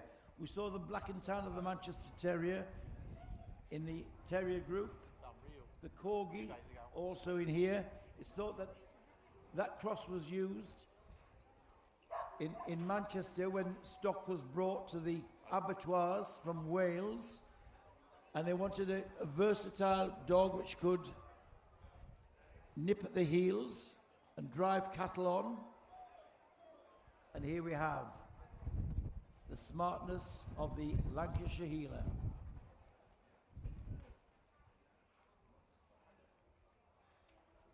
And now on the ramp, the Norwegian Boohund, a breed of some elegance. Things have to juice. Leisure battery in the bottom of there. In Norwegian, the word bo means homestead or home. This is the dog of the home. It was a general purpose dog. Could be herding or guarding. Low orbit satellite. It's relatively lightly built. Should have a good length of leg. An offstanding harsh coat. The tail carried over the back with that wedge-shaped Spitz-like head again.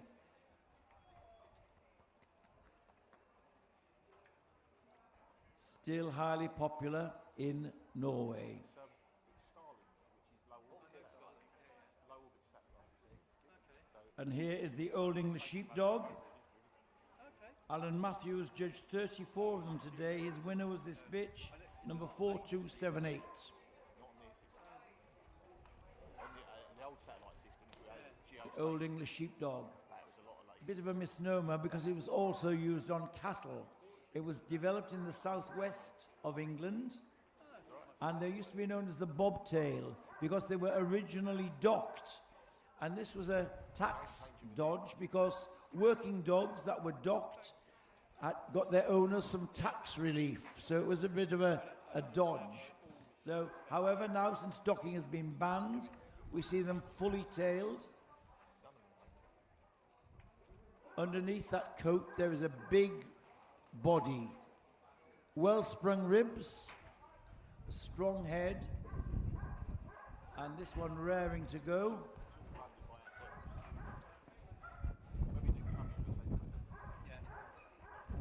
And on the ramp, which is proving more popular,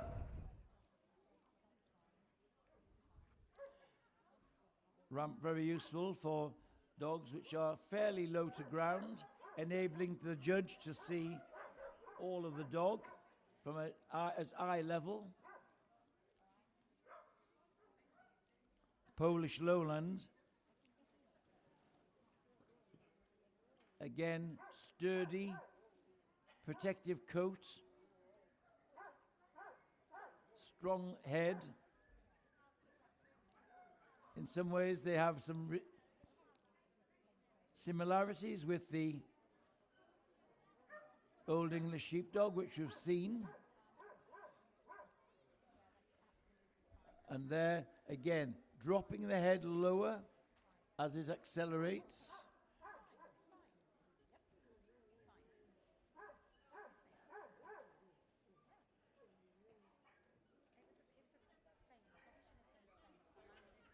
Now the Pyrenean Mountain Dog.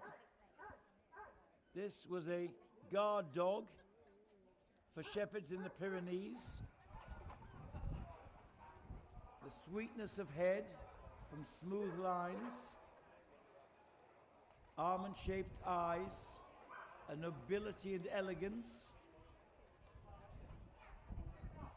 weatherproof coat, and a tail with a little bend at the end.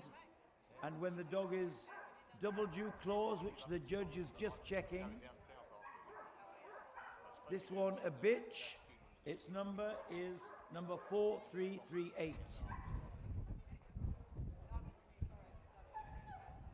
And again, they should have substance but with freedom of movement, a clean stride, and lifting the tail as it moves.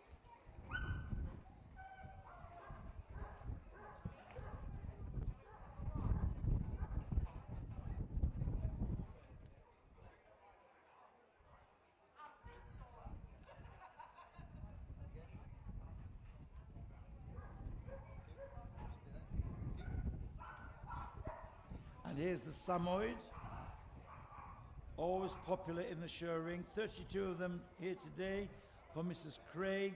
She chose this bitch, 4348, as best of breed.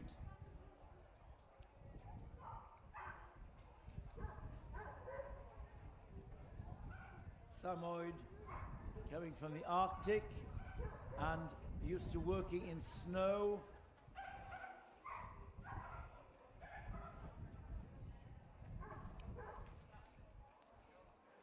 The white coat offset by dark pigmentation.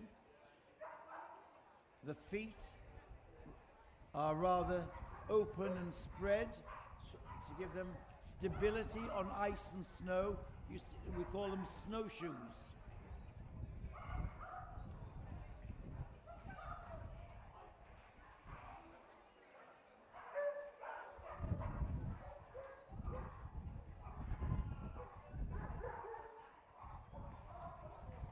Our judge now looking at the Shetland sheepdog, a breed with which he's been closely associated for many years.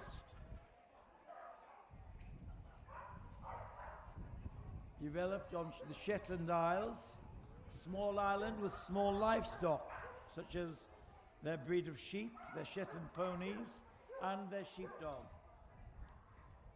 Has some similarities with the collie in the head.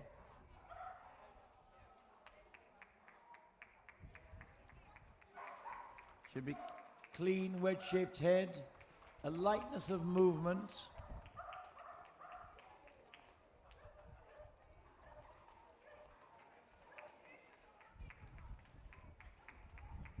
This one a sable and white, a rich sable and white.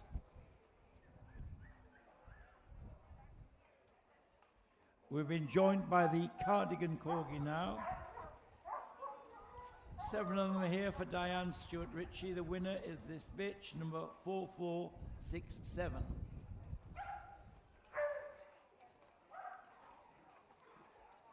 This is the longer of the two Corgi varieties, longer in the body, characterized by large ears, with rounded tips, and a front which is rather crooked in the front legs,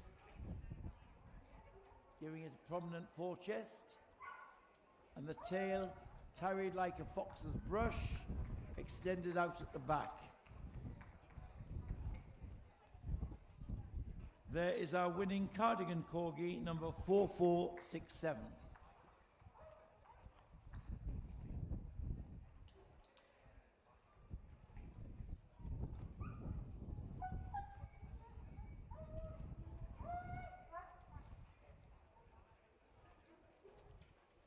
And now the Pembroke Corgi on the table has been sent forward by Jenny Miller, an entry of 43.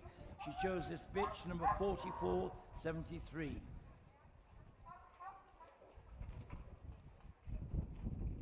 A little smaller than the Cardigan, with moderate length of back, straighter front legs,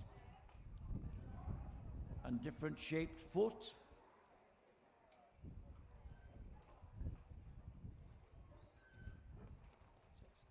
With a foxy expression, from a flat skull, moderately sized ears, to give this alertness. Of course, the late Queen Elizabeth II did much to popularize this breed.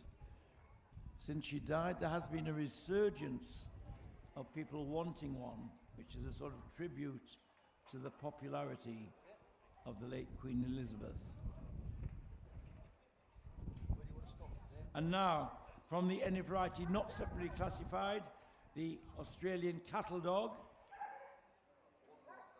Jackie Ward judged them and chose this dog, number 4515, as best of breed.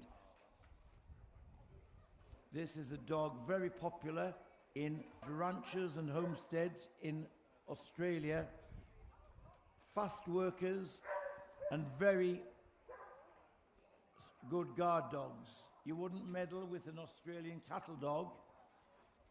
They're very good guards, but also quite sharp in working with the livestock, nipping at the heels. They're a heeler dog. This one, a blue speckle. They also come in red speckle. The blue speckle is a sort of mottled coat pattern we see here.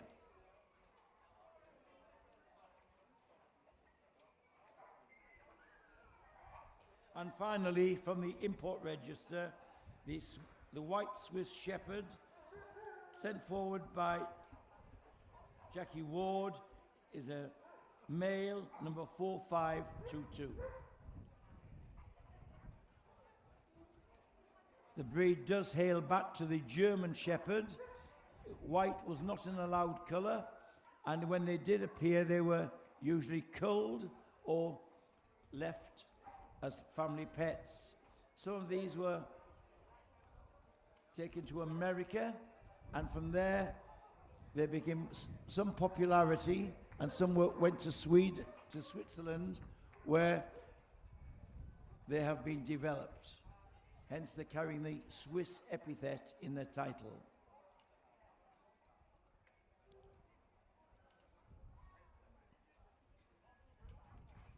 So there's the full inspection of the Pastoral group.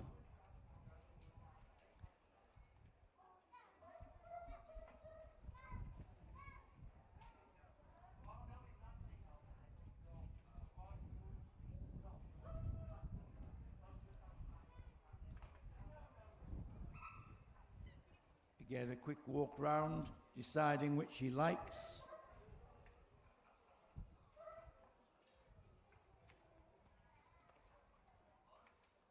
Wanting them in the short list.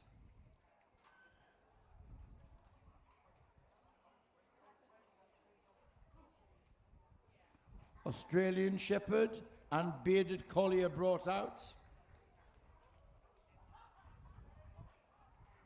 The Border Collie comes forward. The German Shepherd comes forward.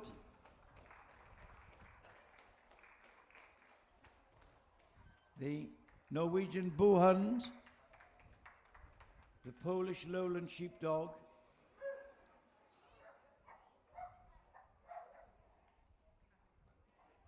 And the Pembroke Corgi. So there we are, our shortlist for the group.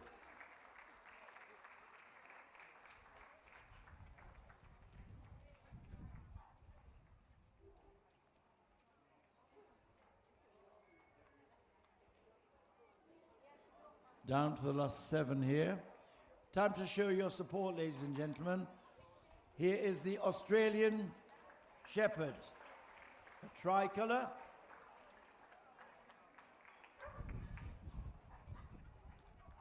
And from there, they'll go right round to the top of the ring. The Australian Shepherd dog, number 3885.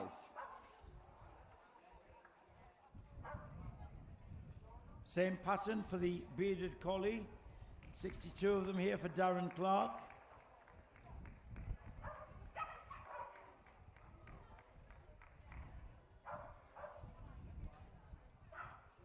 Again, that low head carriage.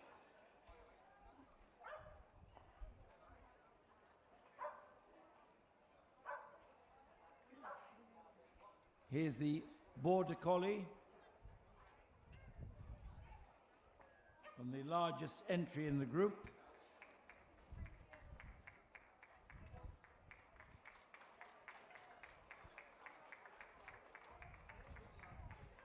And the German Shepherd.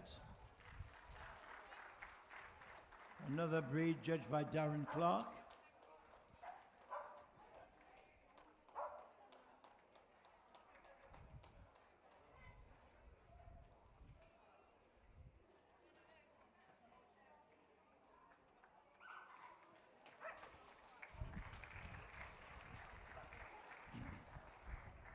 Here's the Norwegian Buhund.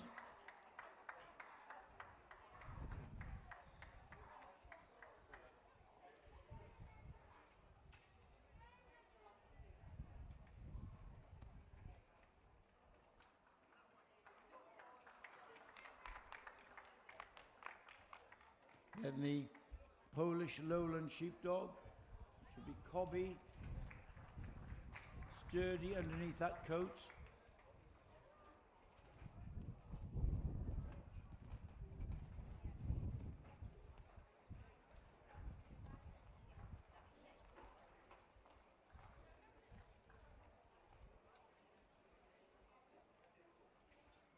And here is the Pembroke Corgi.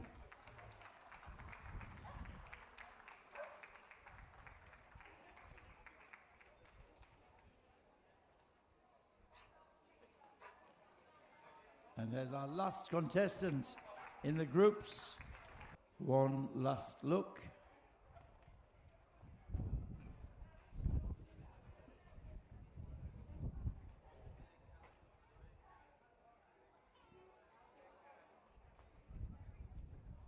The boards are coming out soon. We'll have our final group winner to complete the lineup for Best in Show judging, which will take place shortly.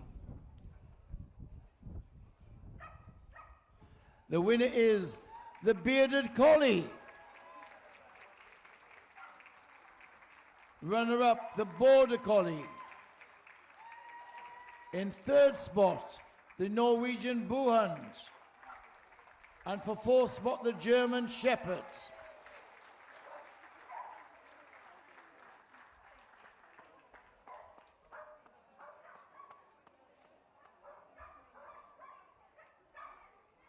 So there we are. Well done again to Derek Smith. The trophies are coming out now, I believe. Rosette coming. Here's our Secretary, Steve Hall, with the trophy for the Pastoral Group winner. Very appropriate. Steve, long associated with Old English Sheepdogs.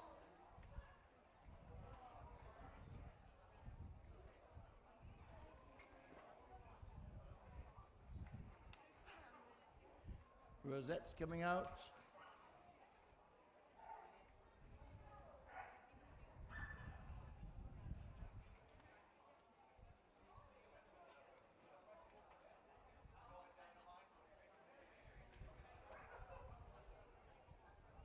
And we'll have a final lap of honour, and when then the BD can take a little rest before the Best in Show finals. So, lap of honour time, ladies and gentlemen. The Bearded Collie.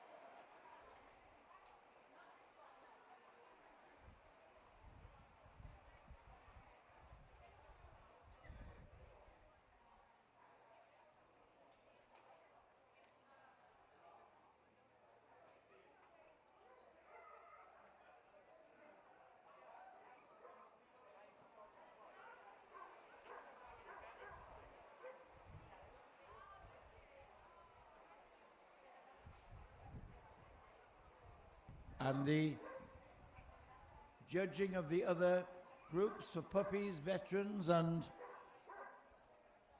juniors just about complete now, ladies and gentlemen, and soon we'll be seeing all the winners in this ring as the finals for Blackpool 2025. We're doing well. It's just 5 o'clock. We've had 3 groups and all these group finals today.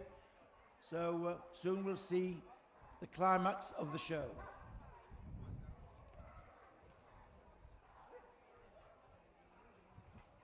Would all best veterans please go to the collecting room? All best veterans, please bring us to the collecting room.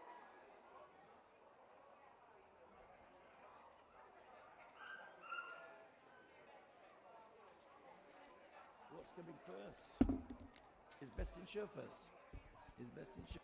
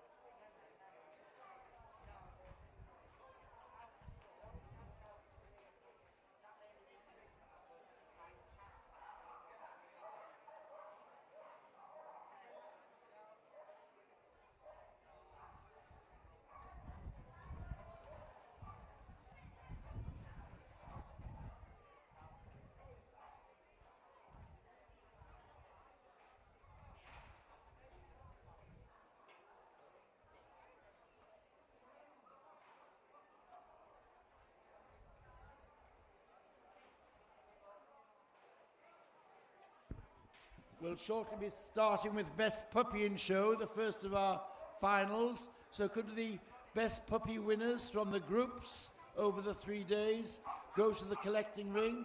We'll be starting very shortly. Yeah.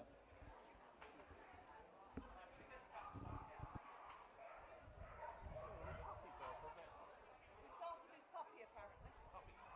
Poppy Junior Veteran.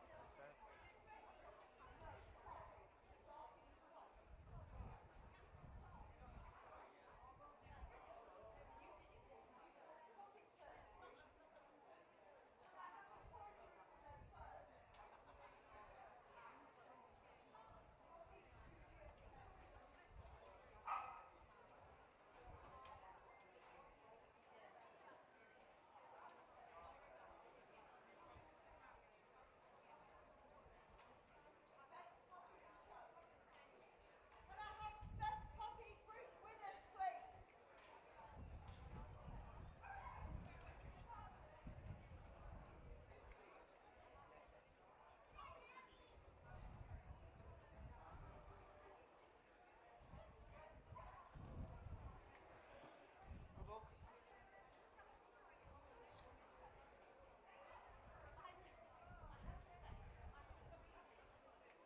The kind of Chihuahua.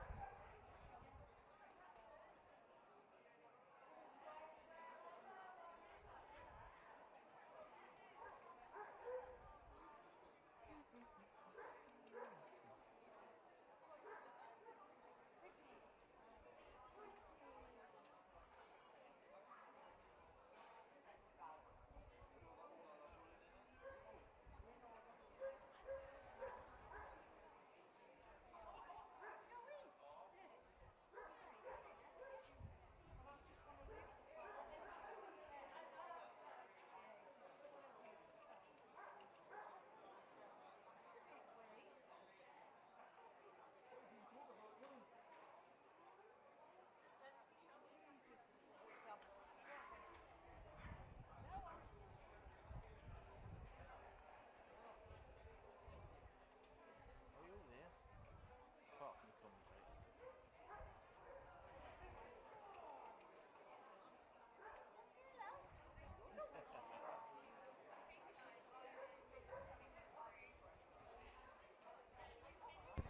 Ladies and gentlemen, we're now ready to go, and we're going to have an exciting run up to the climax of the show. And here's the man who's fortunate enough to judge all of the finals at Blackpool this year. A great appointment. Welcome back, Derek Smith. And we're going to start by seeing the stars of the future, the best puppies that have won the best puppy groups this weekend, starting with, from the first day, the toy puppy group was won by the Smoothcoat Chihuahua. Give them a big hand, ladies and gentlemen. The utility puppies were won by the miniature Schnauzer.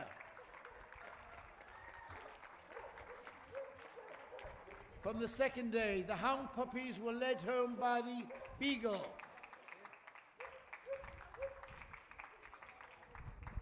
From the gun dogs, it was the English Springer who led them home. Pastoral group, the Welsh Corgi Pembroke.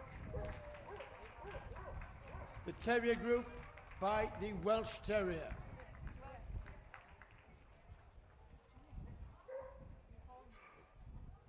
So there we are. And we've got the Bull Mastiff has joined us now. Sorry, Bull Mastiff has joined us.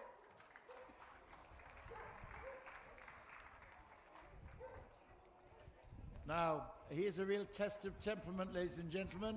For many of these puppies, first time in an atmosphere like this, a big ring, undercover, a big crowd to watch them.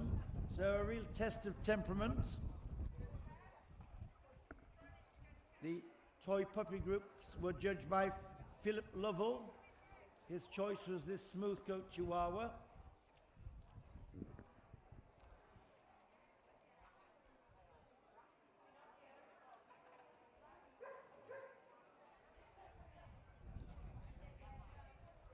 The Chihuahua, reputedly the smallest breed of dog in the world, hailing from Mexico, the town of Chihuahua. And you can always rely on a Chihuahua full of character. They don't know they're the smallest dogs in the world. They're cheeky, courageous, and full of confidence, as we see in this fawn dog. Tail carried over the back, with those large ears and lovely dark eyes. There is our winning toy puppy, the smooth coat Chihuahua.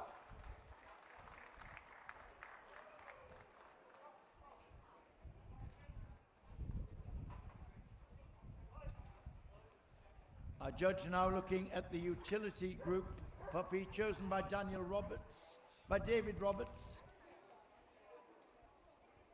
The puppy miniature Schnauzers number 1338, pepper and salt. Schnauzer means whiskered snout, so we've got the beard of hair on the muzzle.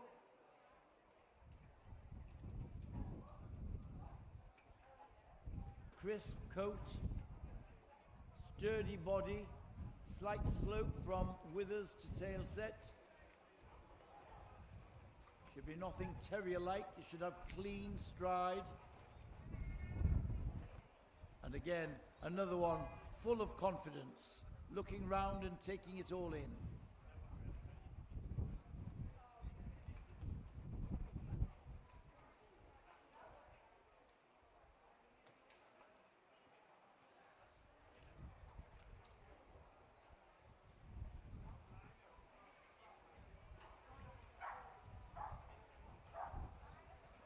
Now on the table, the winning hound puppy, a lemon and white beagle,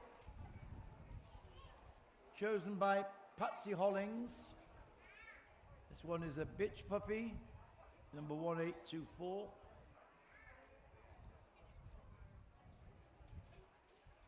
The beagle is completely unexaggerated, built fit for purpose, good angulation to give it a long stride and economical action.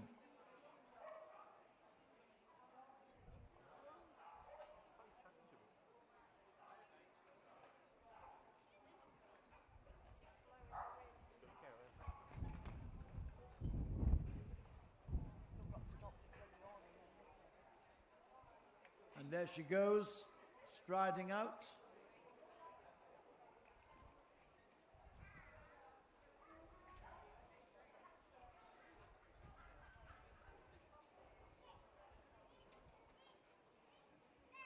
There's our winning hound puppy, the Beagle.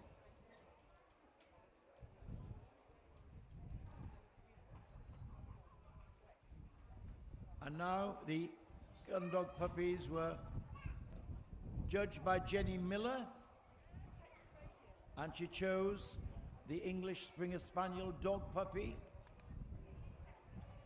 Mrs. Miller, a breeder of English Springers herself. This one is a liver and white. They're called Springer Spaniels because before gunpowder and guns were invented, the dogs were used to drive birds into nets to trap them. And they were driven forward to spring forward, hence the word Springer Spaniel.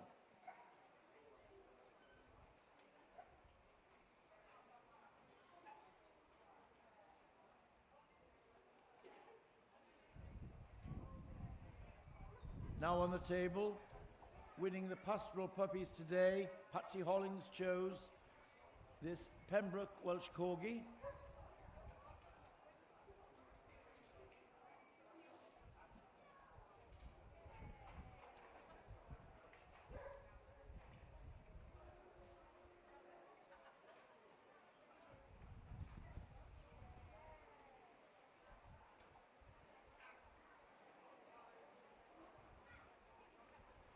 This one red and white.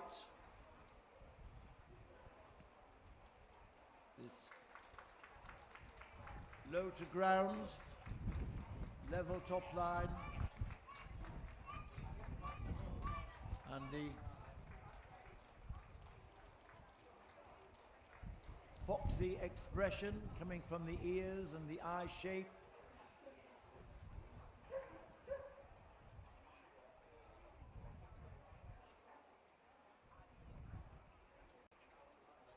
The working puppies were judged by Mrs. Liz Dunhill.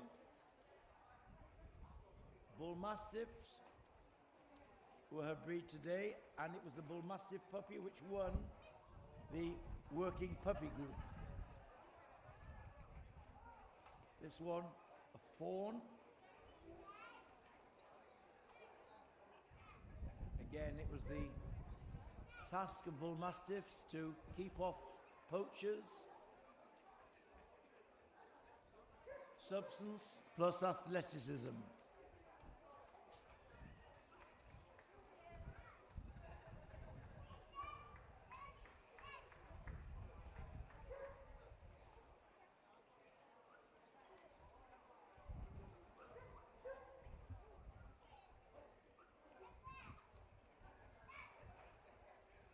And Terrier specialist Mrs. Callan judged the Terrier puppies and chose the Welsh Terrier as best puppy in the group.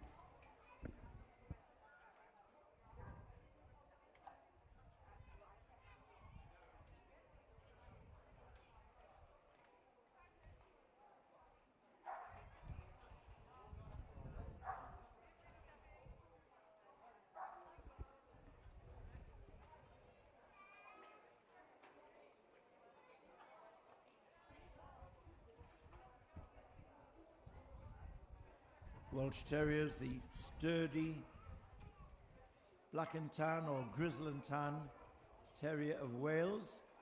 This one, a bitch puppy.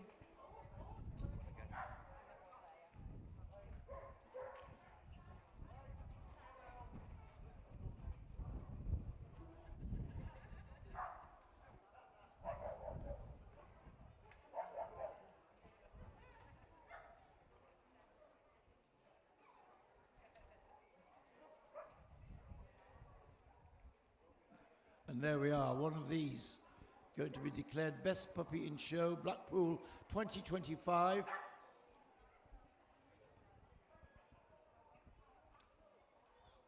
And I'm sure that they will have glittering careers ahead of them. All have put up great performances, full of confidence, not phased at all. And neither is Derek. He's chosen already his winner and his runner-up, and soon he'll share that with us.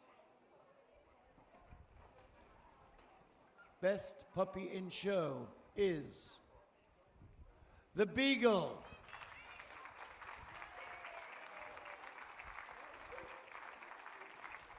And in reserve, it's the Chihuahua.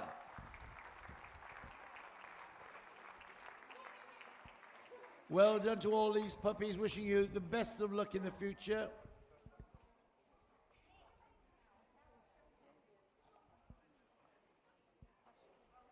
So the Beagle is best puppy in show.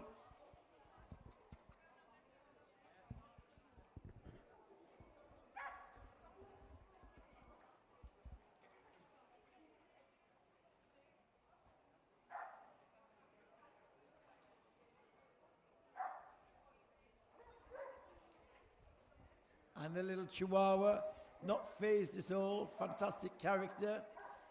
Wonderful photo with the big rosette. The rosette's bigger than the dog. There is our winners. The Beagle.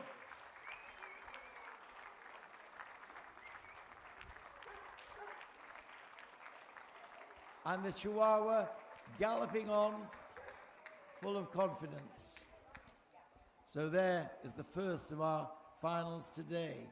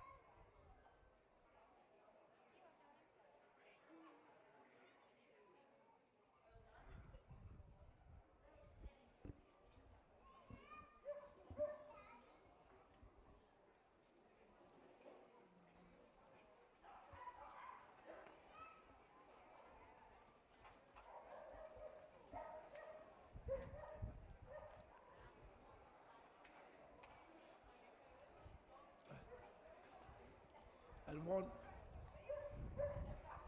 one photo for the Chihuahua, who's interested in everything.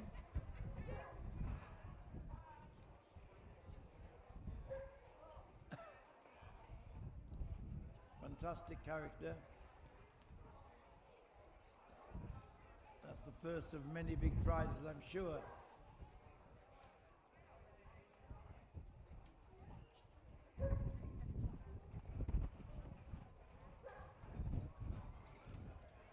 Thank you very much. So there, leaving the puppies behind.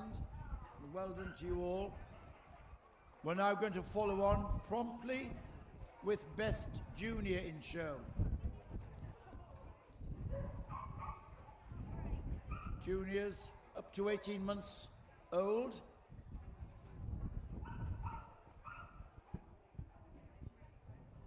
And in they come. From the first day, the Toy Group Junior was the Italian Greyhound.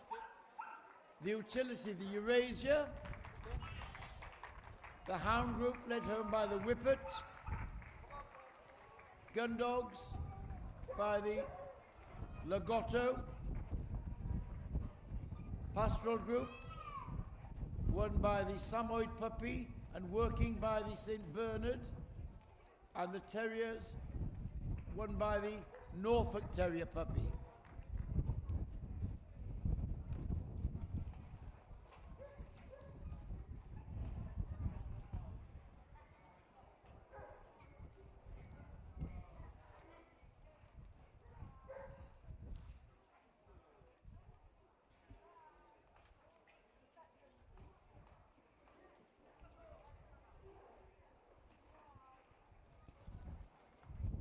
On the table now, the toy puppy sent forward by Jenny Miller. It's not particularly the Toy Junior, Italian Greyhound. Jenny Miller sent forward this Italian Greyhound. and it's not particularly good weather for Italian greyhounds. They love the warmth and the heat, and now we've got the wind and the cold. However,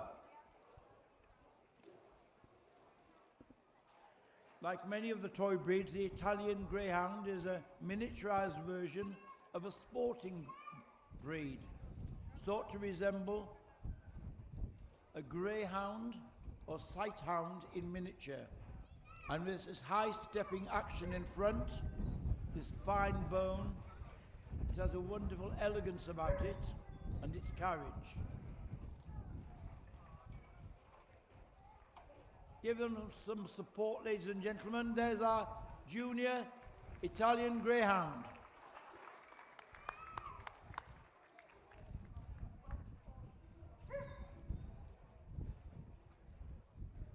The utility group junior is a Eurasia, sent forward by Mike Gilchrist.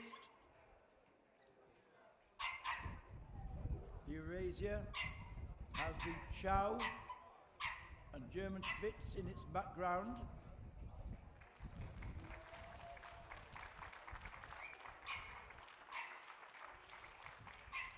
Very attractive with its dense coat of crisp texture, wedge-shaped head, and the plumed tail.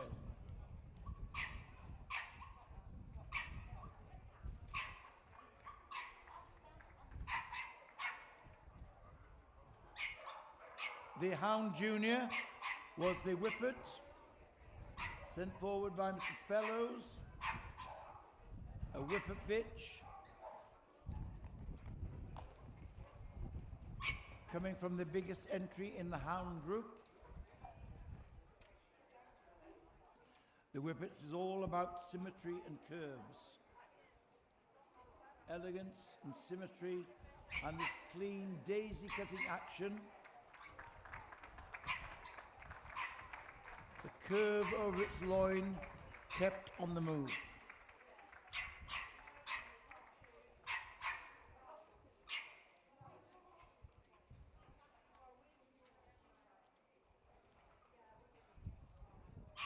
The Gundog Juniors, chosen by Patsy Hollings, was the Lagotto Romagnolo, a male number 2929.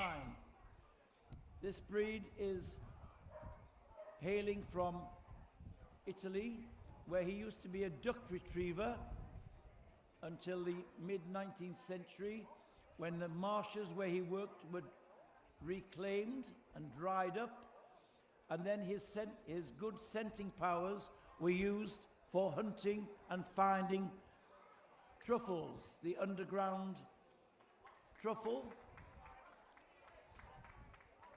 much loved by Italians in their cookery. Come in a variety of colours, and it's important to have this curled coat and this good length of leg, make them very attractive breed.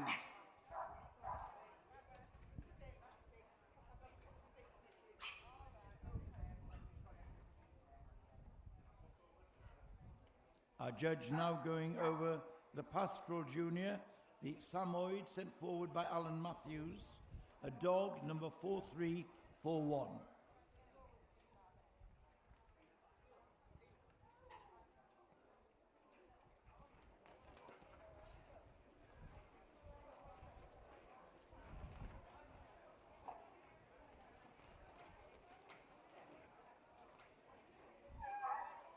Always smart in their showmanship. The Samoyed, medium length of leg, medium length of body, and this clean stride.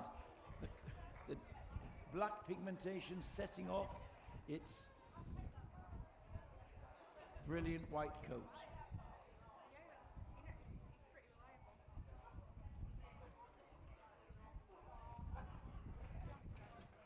The working group puppy, again judged by Patsy Hollings, was a St. Bernard. Here he is.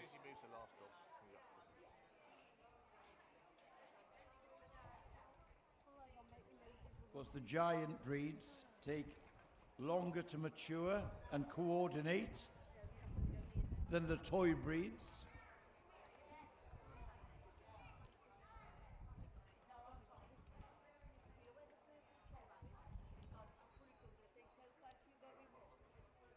And here is the St. Bernard on the move,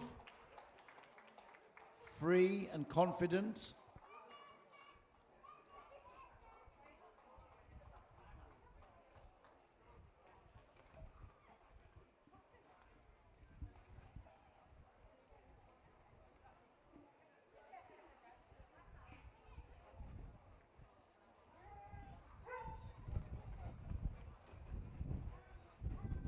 And finally, the Terrier Junior is the Norfolk Terrier sent forward by Jenny Miller. Cobby and compact,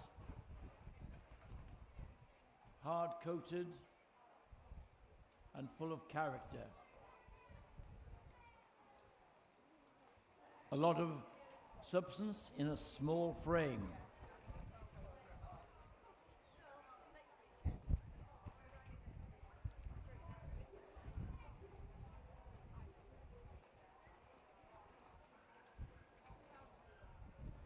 And he's strutting his stuff there, this young Norfolk, short-bodied.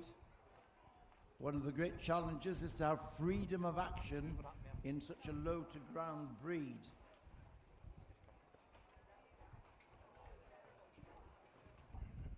And round he goes.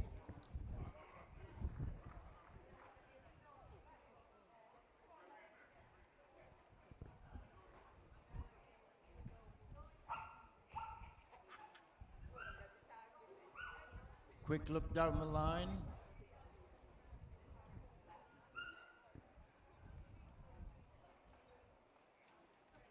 Thoughtful, comparing them. Which are the two top dogs in the junior? The boards are coming.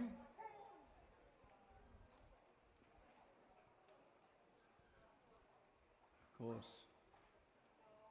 Juniors on their way to the top. Who is the winner? It's the Whippet. The Whippet is best junior in show. And reserve is the Norfolk Terrier.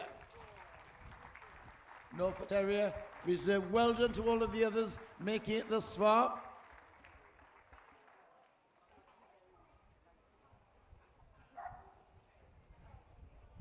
So very happy owners there with 2 stars for the future.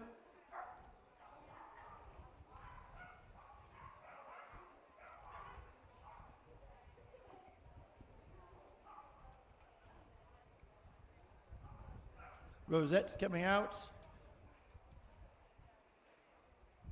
I'm sure they'll treasure this win early in their career.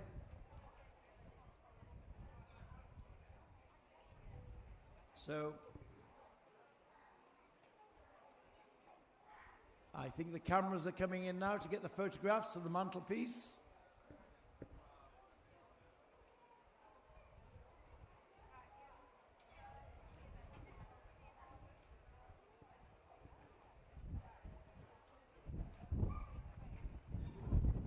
And after these photographs, we'll be going on to Best Veteran in Show.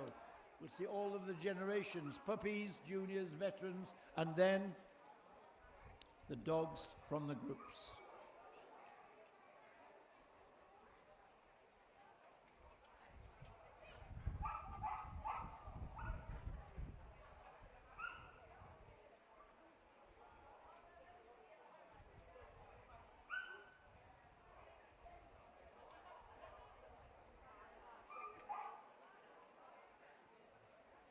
So thank you. And best of luck. Are you doing a laugh of honour for us? I think they are. Round you go then, please. Oh, we have another photograph first. Sorry.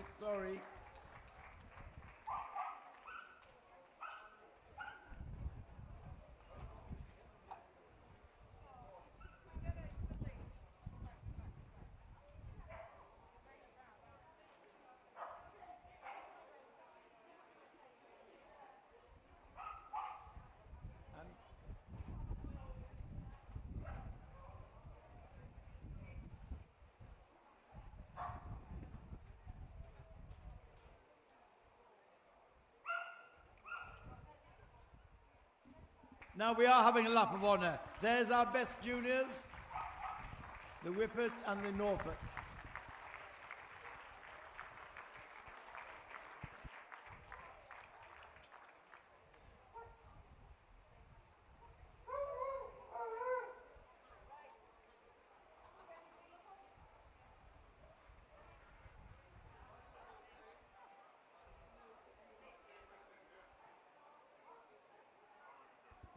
And now for the senior citizens, our veterans.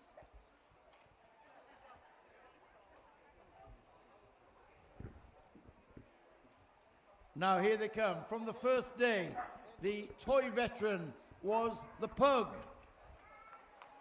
The utility veteran was the German Spitz. From the hound group, it was the Afghan hounds. Gun dog veterans were won by the English Springer. The Pembroke Corgi was the veteran Pastoral winner. And the Alaskan Malamute was the working winner. And the Terriers were led home by the Irish Terrier.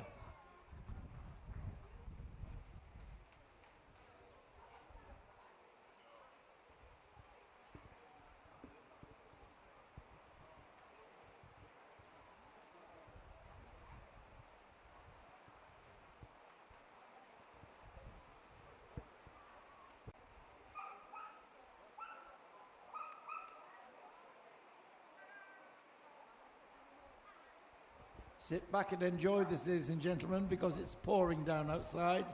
Happy to be in undercover with good dogs to look at. Our judge looking at the pug bitch, Jeffrey Thomas, centre forward.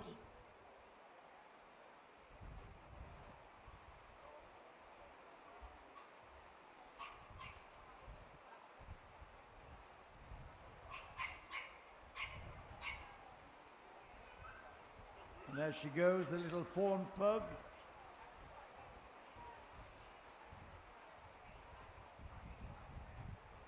Brought to the United Kingdom by traders and the King William of Orange, who brought some from Holland, from his royal court there. This soft, smooth coat and this twist over of a tail over the back.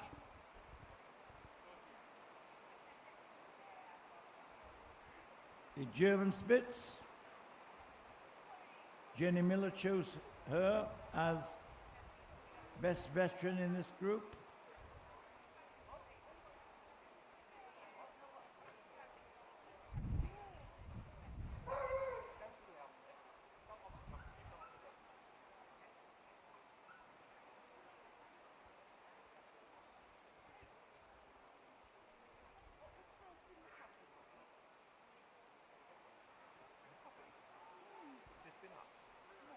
There's our German Spitz.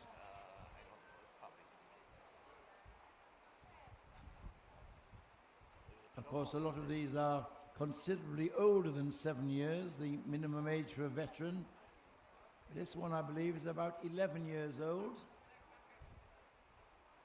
Had a remarkable weekend winning here at that age. Still full of running. And now the Afghan hound, Gillian Newman-Jones, judged the hound veterans.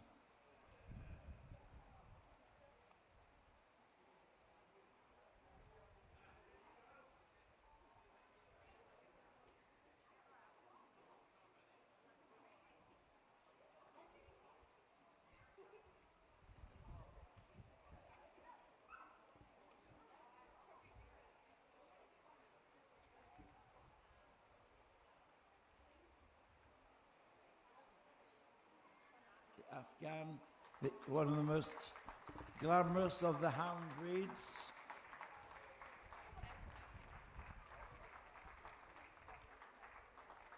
The elegance of movement, his long, punishing jaw, the donut curl at the end of its tail, one of the breed features.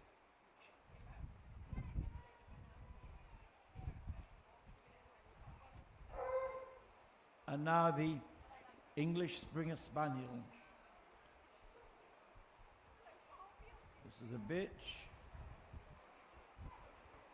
Liver and white.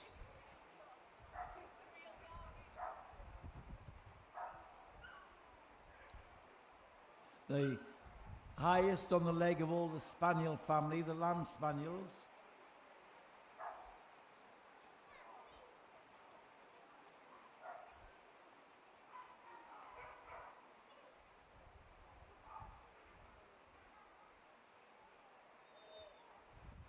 This clean swinging front stride, one of the features of the breed.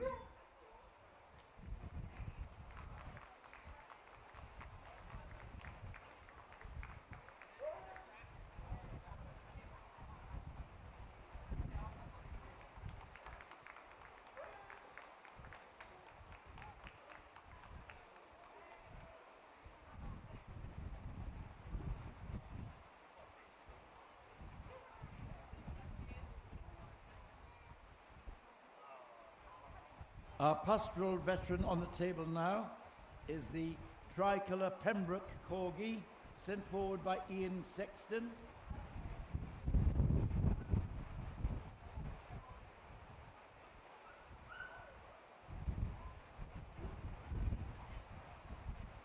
And of course, many of the veterans we have here will have had very illustrious careers, winning a lot and still enjoying the show ring into their veteran years.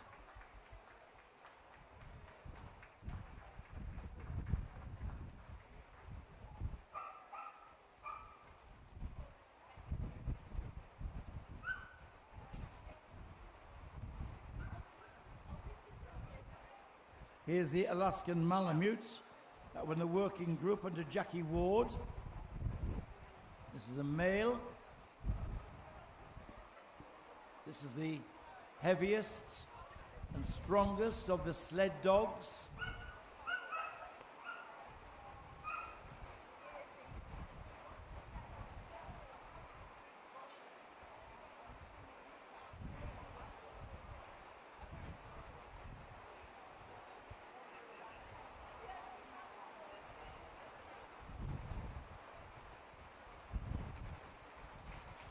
The tail carried like a waving plume.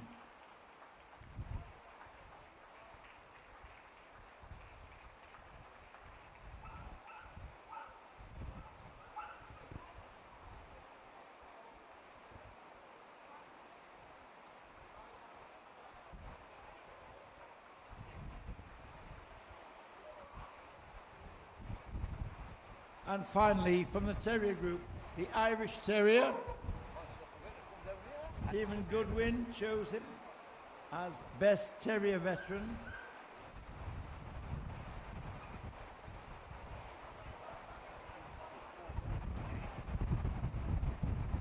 He looks very raring to go, always keen to get on with it, the Irish Terriers.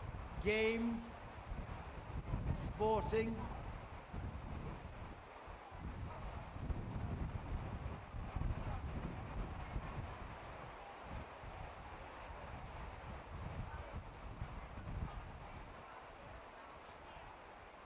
And taking his owner along with him.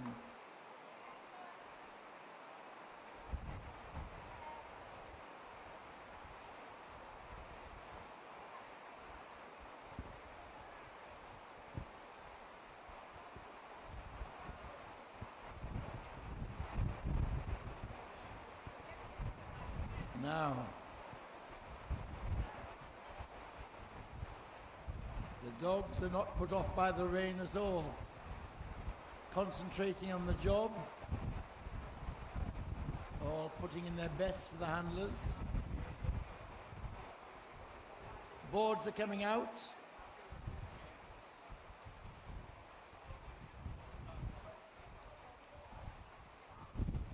So, Best Veteran at Blackpool 2025 is the Afghan Hound.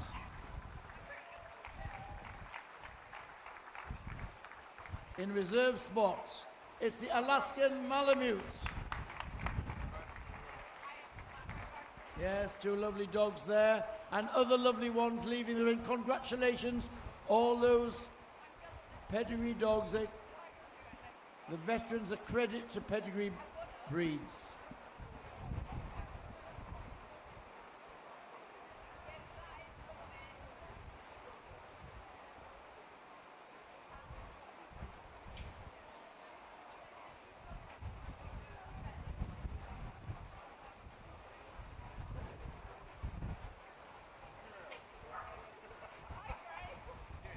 So it's the Afghan who has had a glittering show career in the past. He's an import from Australia, I can tell you now. And the Alaskan Malamute is an import from Italy. So there is testament to great dogs from around the world.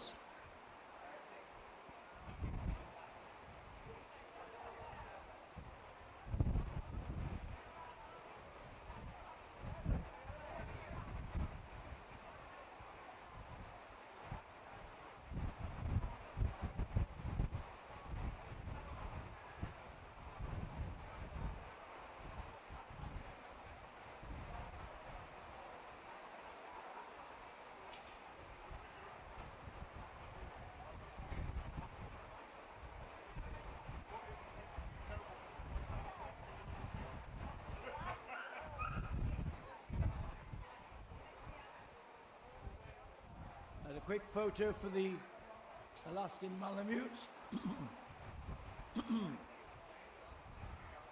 That's the owner standing by the handler now.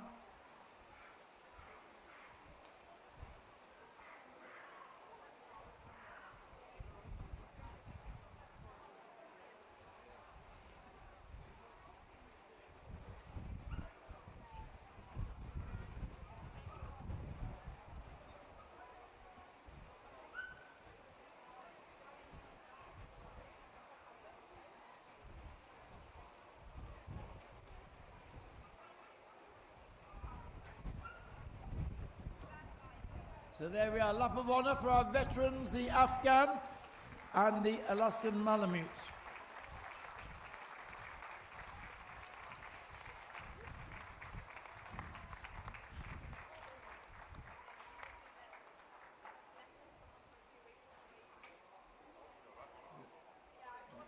a lovely Malamute, isn't he? A lovely dog.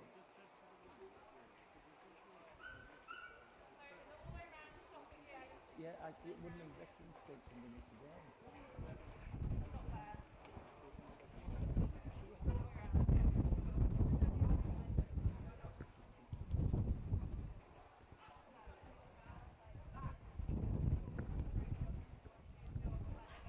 Now we are approaching the climax of Blackpool 2025.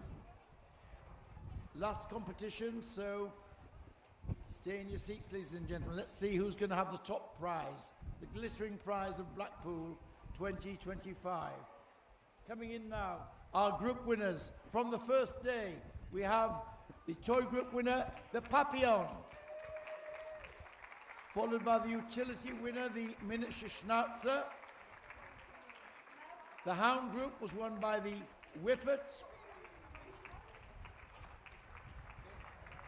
And then from the Gundog group, the Cocker Spaniel. The Pastoral group, judged earlier today by Derek, the Bearded Collie. The Working group, the Newfoundlands. And the Terrier group, sent forward by Dr. Ian Gabriel, the Welsh Terrier.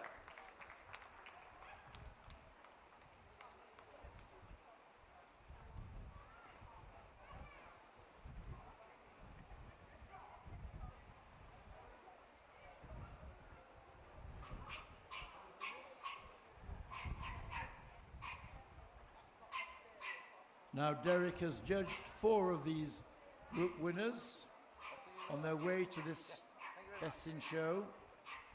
4 of them are new to him, so he'll be going over those thoroughly.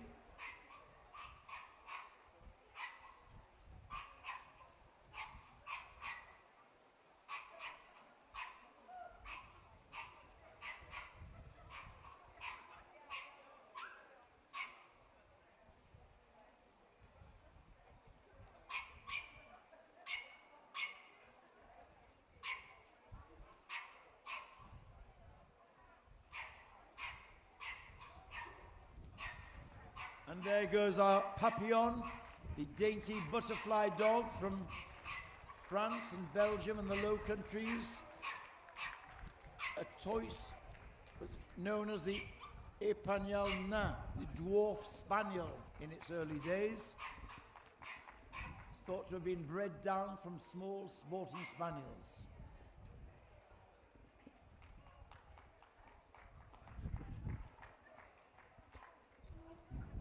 Derek just having a refresher on his utility group winner, the miniature Schnauzer, a young male.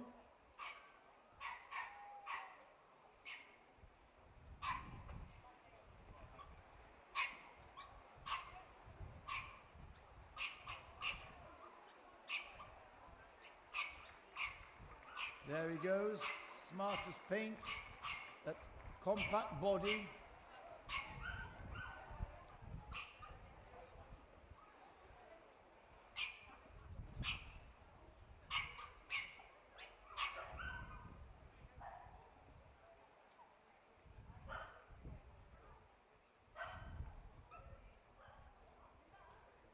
On the table now, the Hound Group winner, Anne MacDonald, chose this Brindle Whippet male as her Hound Group winner.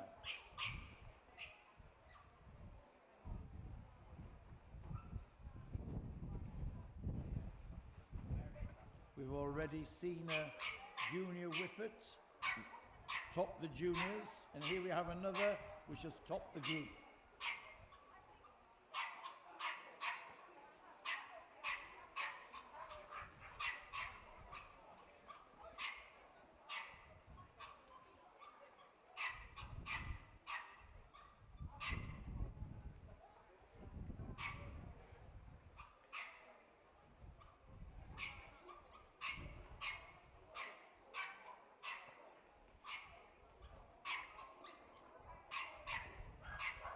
There, the smooth symmetry and elegance of the Whippet.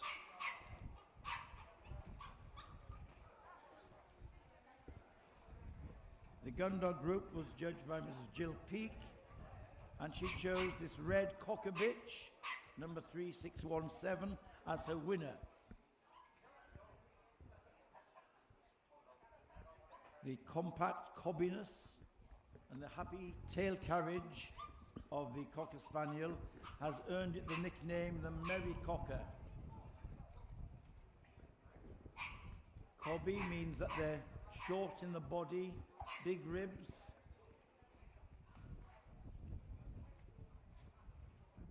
The Cocker Spaniel has always been one of the most popular breeds for family companions because of this temperament. And there is our Gundog winner, the Cocker Spaniel. Tail lashing from side to side. She's enjoying the proceedings despite the weather.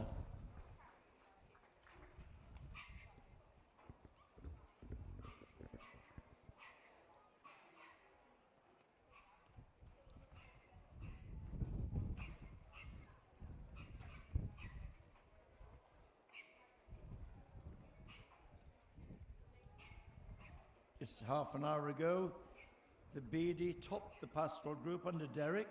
He's just giving it another run out. So have a look at it in motion. There, our Pastoral group winner, the Bearded Collie.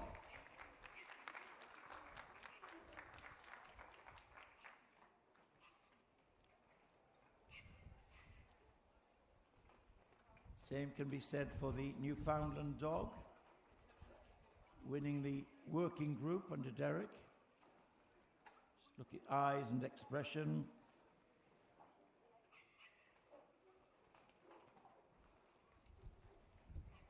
Well, it should be at home in this afternoon's wet weather. A water dog, weatherproof coat. But one of the great challenges is to have substance with athleticism, and here we are. The winning Newfoundland from the working group.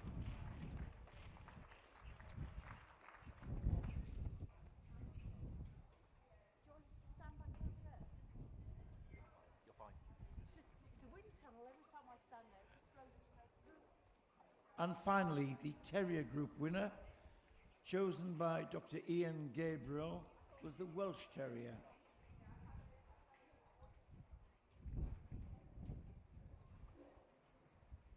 This rich tan and black, or grizzle and tan, slightly sturdier than a fox terrier, one of the national treasures of Wales.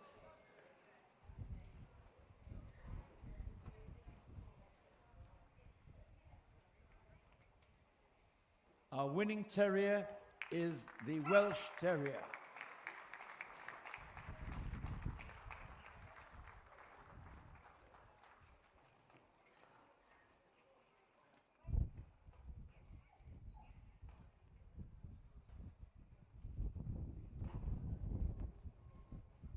And they're the last dog to be judged at Blackpool 2025.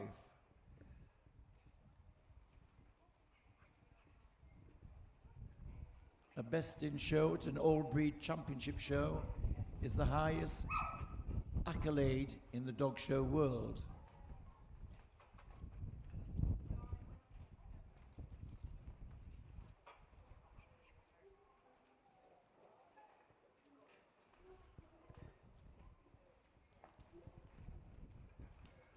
Been thousands of dogs here this weekend.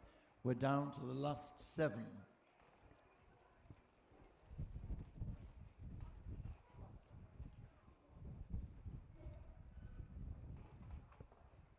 And a last look at the Welsh down the line. And the boards have been called for. Soon we'll know who's best in show Blackpool 2025. The handlers are nervous, we are nervous. Soon we'll know. The Welsh Terrier is best in show. And in reserve spot, the miniature Schnauzer. So there you are, great wins for them. And the others in the lineup, Papillon and the Whippet and the Cocker and the Bearded Collie and the Newfoundland, all worthy winners and a great lineup. So, ladies and gentlemen, he's worked hard today and he's not kept us waiting. Big round of applause for Derek Smith.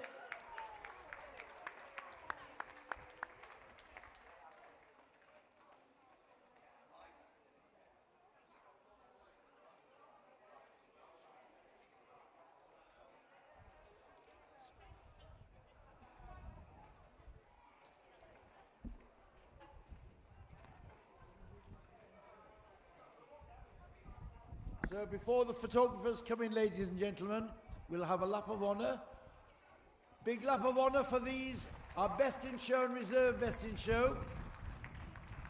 Great end to the show. Ladies and gentlemen, it's been a pleasure having you here to watch the finals. We hope you've enjoyed your experience at Blackpool this year. We wish you a safe journey home and we wish you to see you next year. Safe journey. Thank you.